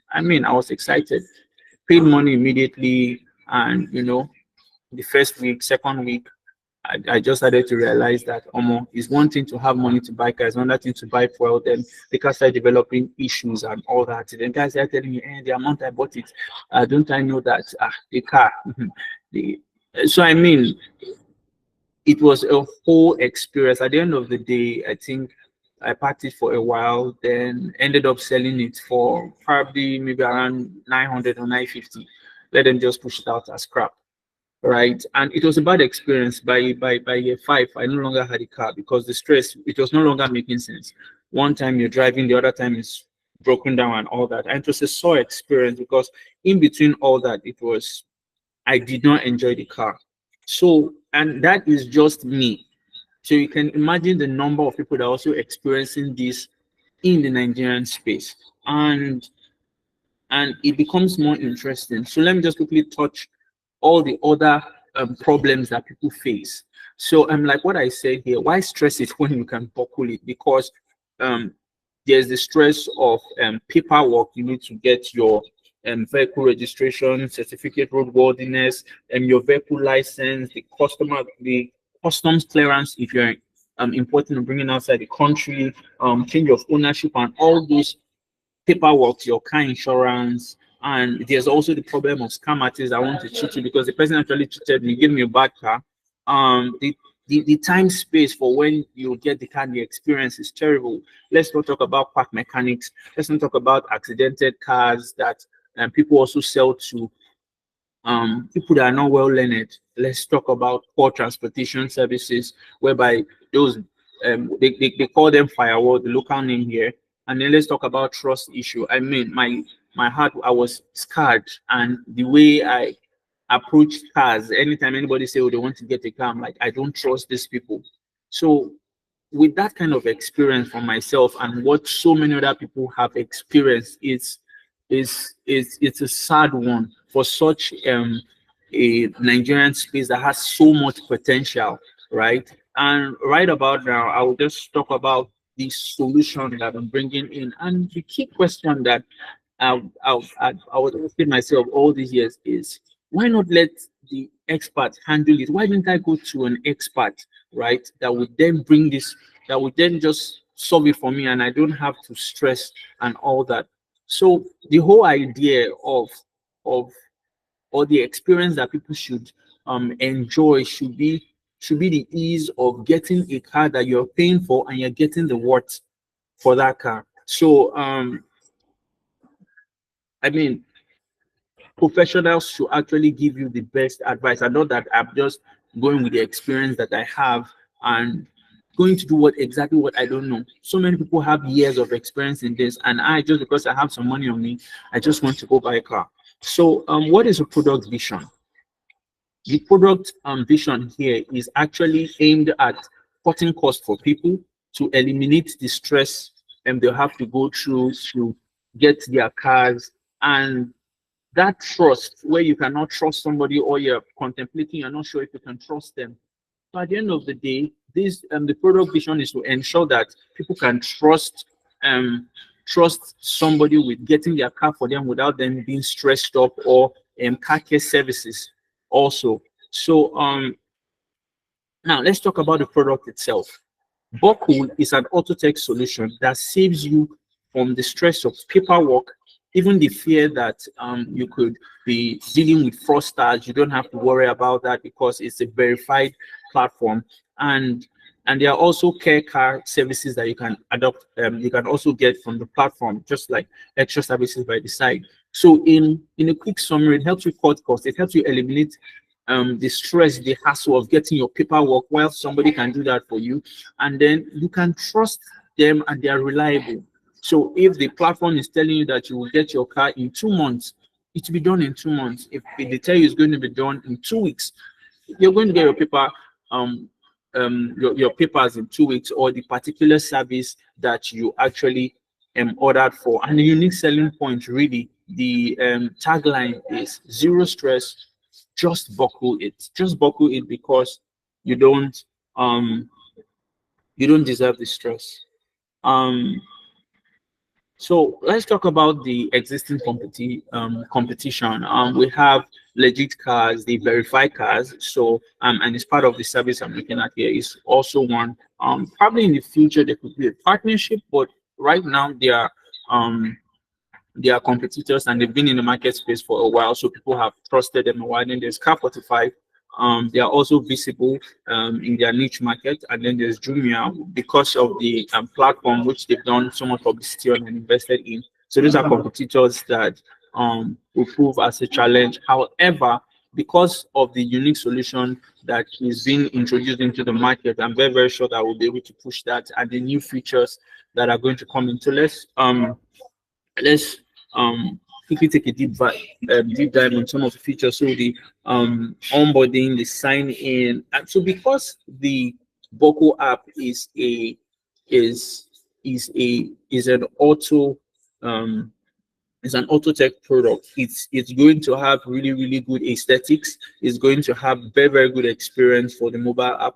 And from the onboarding, it's going to be seamless. It's going to be easy to use. It's not going to stress anybody. It's going to have interesting features that will engage people and all that. It's going to have this mind-blowing gallery feature whereby cars can be seen, their price range and all that. Then is also going to show the feature whereby if you want your car details, your car details, your paperwork and all that, if you want that, you can place your order for that. There's also the verification feature. So maybe in the future, if we decide that we want to partner, we could partner with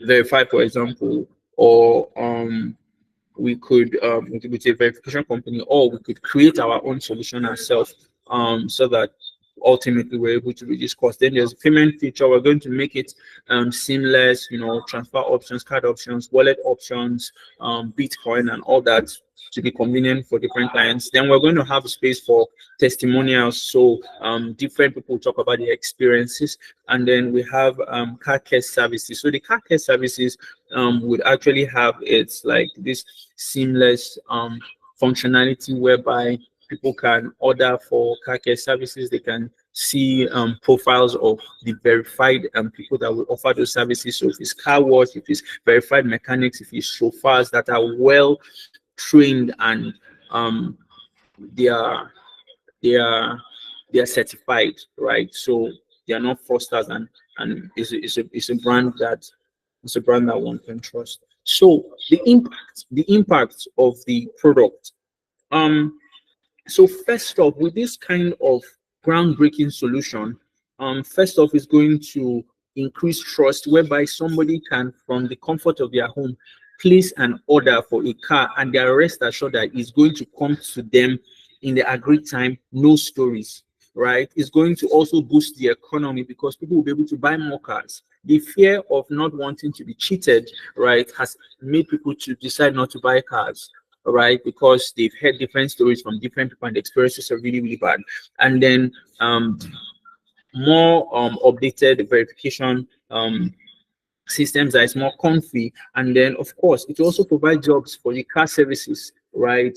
People that would wash car, mechanics and all that, and all those chauffeurs that would offer all these particular services. So let's quickly talk about the launch phase. I've planned, of course, an 11 months duration, which it could go past, or not, it could go past that, but the goal is to like see how we can land this in 11 months. So there's the pre-launch, market research. You still want to check the market. It's the best time to launch. I mean, you don't want to launch at a time that is World Cup, or they're showing Big Brother, except if we are going to be sponsors on that. So you need to be sure that it's a good time where the attention of the people are not so divided that you want to launch into, especially your target market. That is there. Then the branding needs to be also good, because once people hear about it, they want to see what it's like on social media platforms and all those kind of things. And the product, the features need to be ready and good to go. And then for the soft launch, we're looking at 4 months, beta testing, gathering testimonials, and to also refine the product. So of course there will be feedbacks, there could be there will be marathon races to make adjustments, to adjust the product, and you just keep adjusting until it's market fits. Then there's going to be the official launch. So there's the whole marketing campaign, the strategy online, the buzz, billboards and all those things, influencer marketing, press release, the launch, the event, and all those things that would actually drive the product and make it to create that top of the mind awareness. And then there's going to be the post launch, whereby we get monitor the performance. By now, of course, people have experiences, but will have gotten feedbacks, and then you then stabilize the market, and then people start to adopt the product and all those kind of things. And then you just keep supporting customer care, and just to ensure that people are getting the best experience. And of course, you keep making iterations as you go forward. And then for the launch strategy, the whole idea is to disrupt the market, and to disrupt the market, you will need unique ideas to break into the space. There's the whole traditional marketing and digital marketing, both to come in. So from ensuring that you have presence on all the social media platforms, TikTok, Instagram, Twitter, Facebook, and all that, whereby these target audiences are. There's also influencer marketing. We have Ola of Lagos, that is a very, very popular entity. There's Mofedamijo that will be able to come into the elite. And then we have Ibuka that will also talk to the young people that are also in that earning kidder, which that actually resonate with him. So I mean, if we make him an ambassador and he's able to influence and all that, it will also convince people to jump and come on board and understand that it's a legit brand, and it's trustworthy, and all the marketing that will come with it. So Ola of Lagos apparently has 3 million followers online. On Instagram, Mofeda Major has 2.3 million, and Ibuka has 4 million. So with this combined digital footprint, it is guaranteed to really, really push the buzz. Then there's also the Boku Car Fest, whereby it's going to gather car lovers around to create awareness, where people come around to show their cars and just catch fun, and different curated programs. Of course, the influencers will be the host, and this ones alone will actually drag the necessary audience. Then there's also going to be the Boku Car Show, which is going to be, could be a monthly or twice in a year, whereby people come to showcase their cars. You know, Nigerians love the idea to just show off, and people just want to show that, oh, they have this car, this luxurious car, this amount, and all this kind of thing. And it's going to grow a community. And once there's a community, it guarantees that the product would actually thrive. Then there's also the Boku Game Show, which you know, want to test people's knowledge of cars, and all those interesting engagements that will be put on social media platforms, you know, um to really create top of the mind awareness and help the brand attain leadership and maintain it. So for the revenue scheme, there's the whole subscription where people can subscribe for, you know, to have their cars verified, or is the car services they want.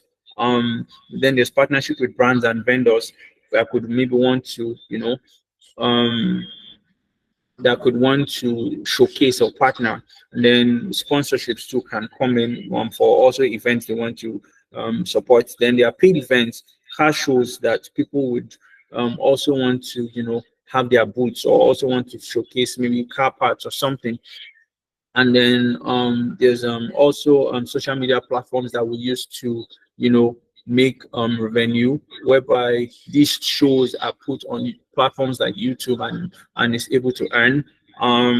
The partnerships too, that because the for the car care services, like the mechanics, the from the mechanics to the um what do you call them, the guys that wash cars, and the uh, I don't know why this thing is leaving my head.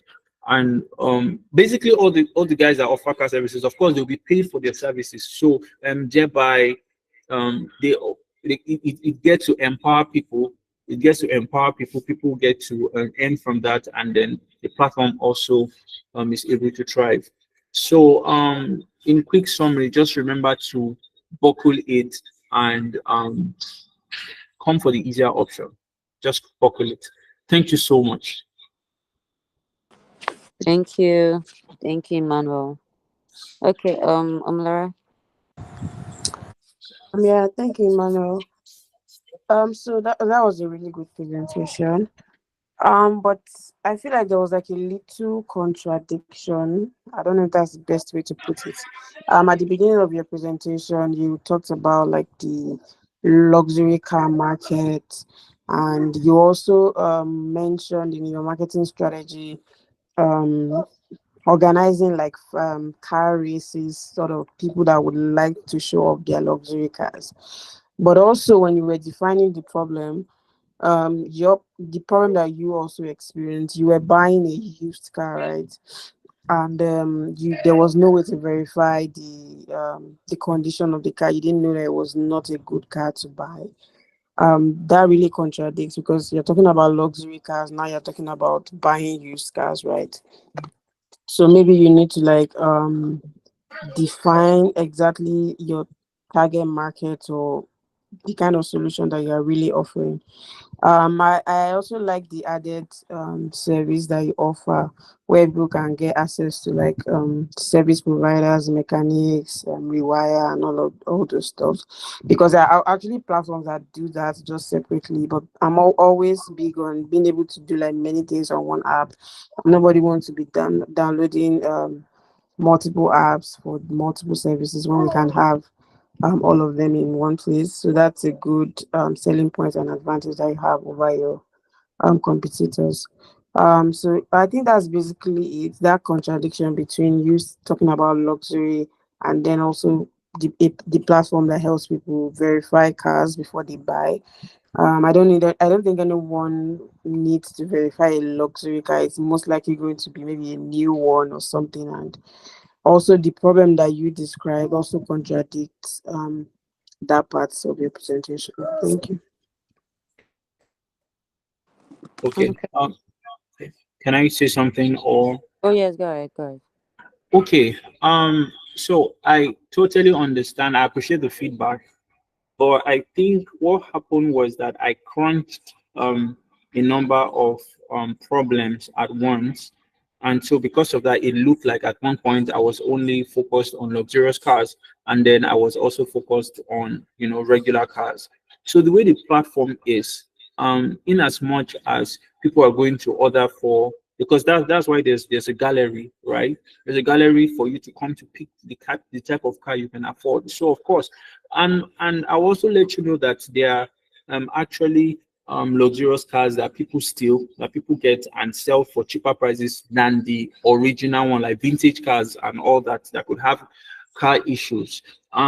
So the problem is actually covering both people that can afford different types of cars. So whether it's luxurious cars or whether it's regular cars, the whole idea is that you can trust the platform to be able to, whereby they can verify the car, and if the car is good to go, and if the car is not good to go, we'll advise you not to get it. So that's originally what the platform was, but because of the way I probably rushed through my presentation, um I did not itemize it properly. So thank you so much for the feedback. I really appreciate. Yeah, thank you for clarifying that. You're welcome. Okay, Israel.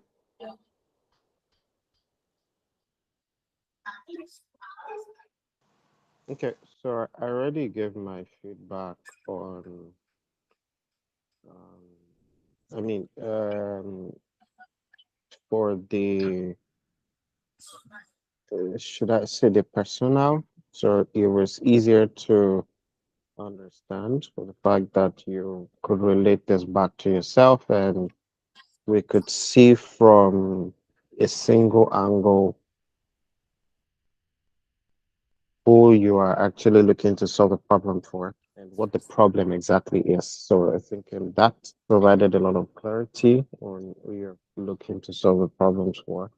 Um, I was also, I know I was hoping to see Cabin Africa. I don't think I saw Cabin Africa as part of the people I mean, the companies you highlighted. So, Okay. but then I was I rushing. want to, you said what? I said I was rushing actually. Thinking about it now, it was actually one of the cars companies that I actually observed. So Yeah, thank you for the remember you feedback. talked Yeah. about that in class before. Yeah. So, but then it's good. It is although this is tilting a little bit more towards legit car and their product offerings. But I think you had at some point you had an extra layer on top of this. I can't remember what it was. But maybe you could go back to that and also bring that layer back. I can't remember, but I know there Okay. was something else that you had that was back in class, anyways. So I think there was Okay. something else you wanted to add on Like a top of it. service. Well, I I would can't try to remember now, remember but because I know I reduced it because I didn't want it to be cumbersome. I felt it would probably be too much. I'm mm, trying to remember. Once I remember, I'll actually point you to it because I know there were a number of okay, services I wanted to incorporate. okay, but yeah, but it's good that you have a less cumbersome MVP, and you can. I think it'd just be cool if your roadmap also highlights those other things that you want to do, and the timeline of the stages when you want to do them. But all the same, this is good. So well done to you. Thank you, sir.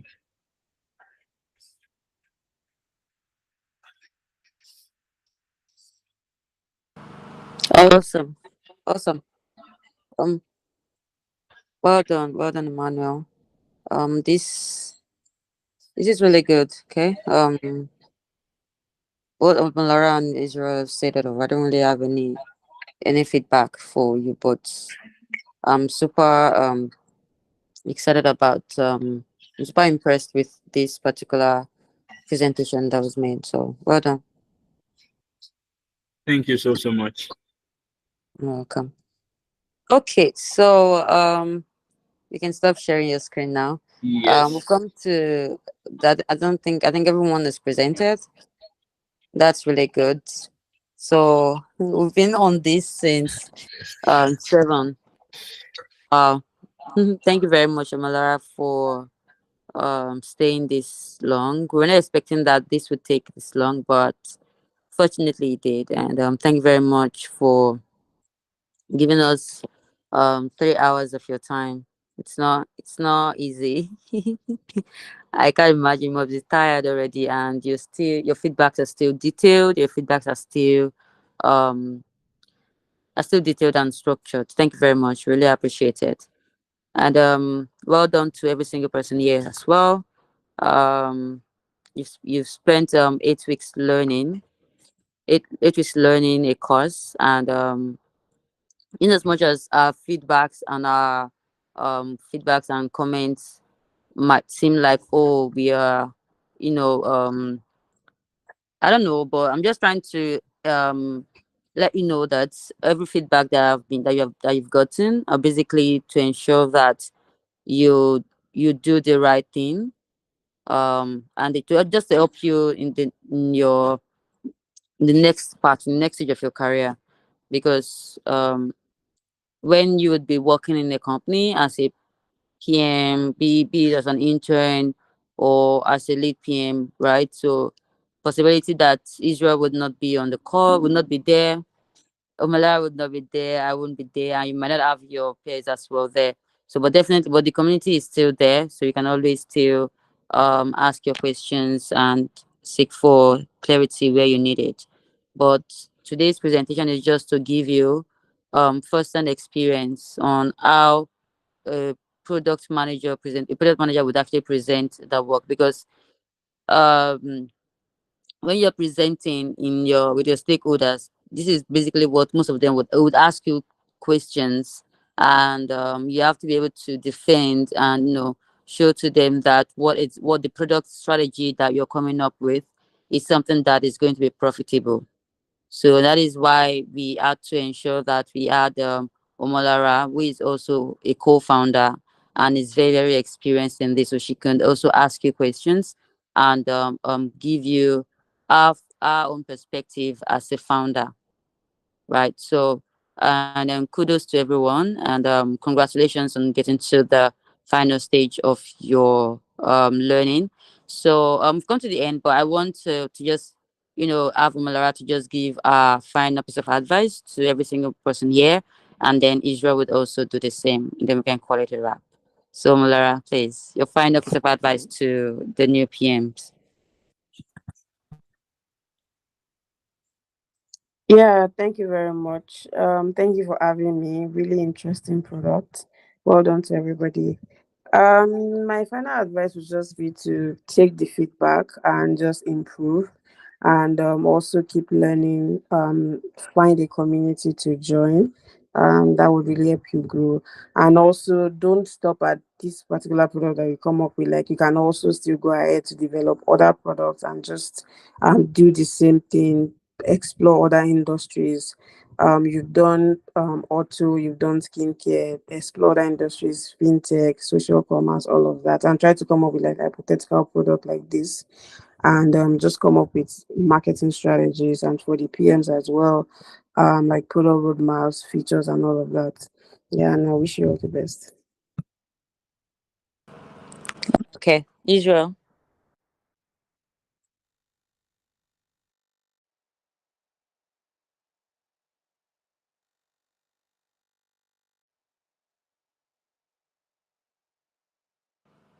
Okay.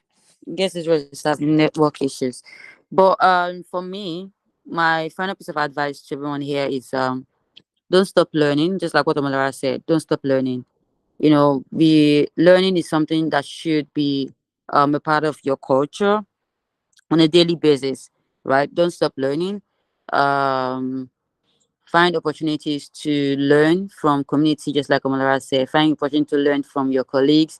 Find opportunity to learn even within your place of work. And you can only improve yourself and get better by doing it, by putting to practice all that you've learned. So don't allow it stop here. Every single feedback that you've been given, go and edit and review your presentations, and you can always share it in a group so that we can also look at it. But most importantly, don't stop learning. This is just the beginning, so don't stop here, and learning should continue. So I don't know if anyone have anything to say, and then but we've basically come to the end of today's presentation, and I look forward to seeing you all again next week Saturday when we do the final graduation. So good luck everyone. Enjoy the rest of your evening. Bye. Thank you so so Bye. Yeah, much. bye. Thank Thank you. you. Thank you so so much. All right, take care. Yeah, bye. Thank you.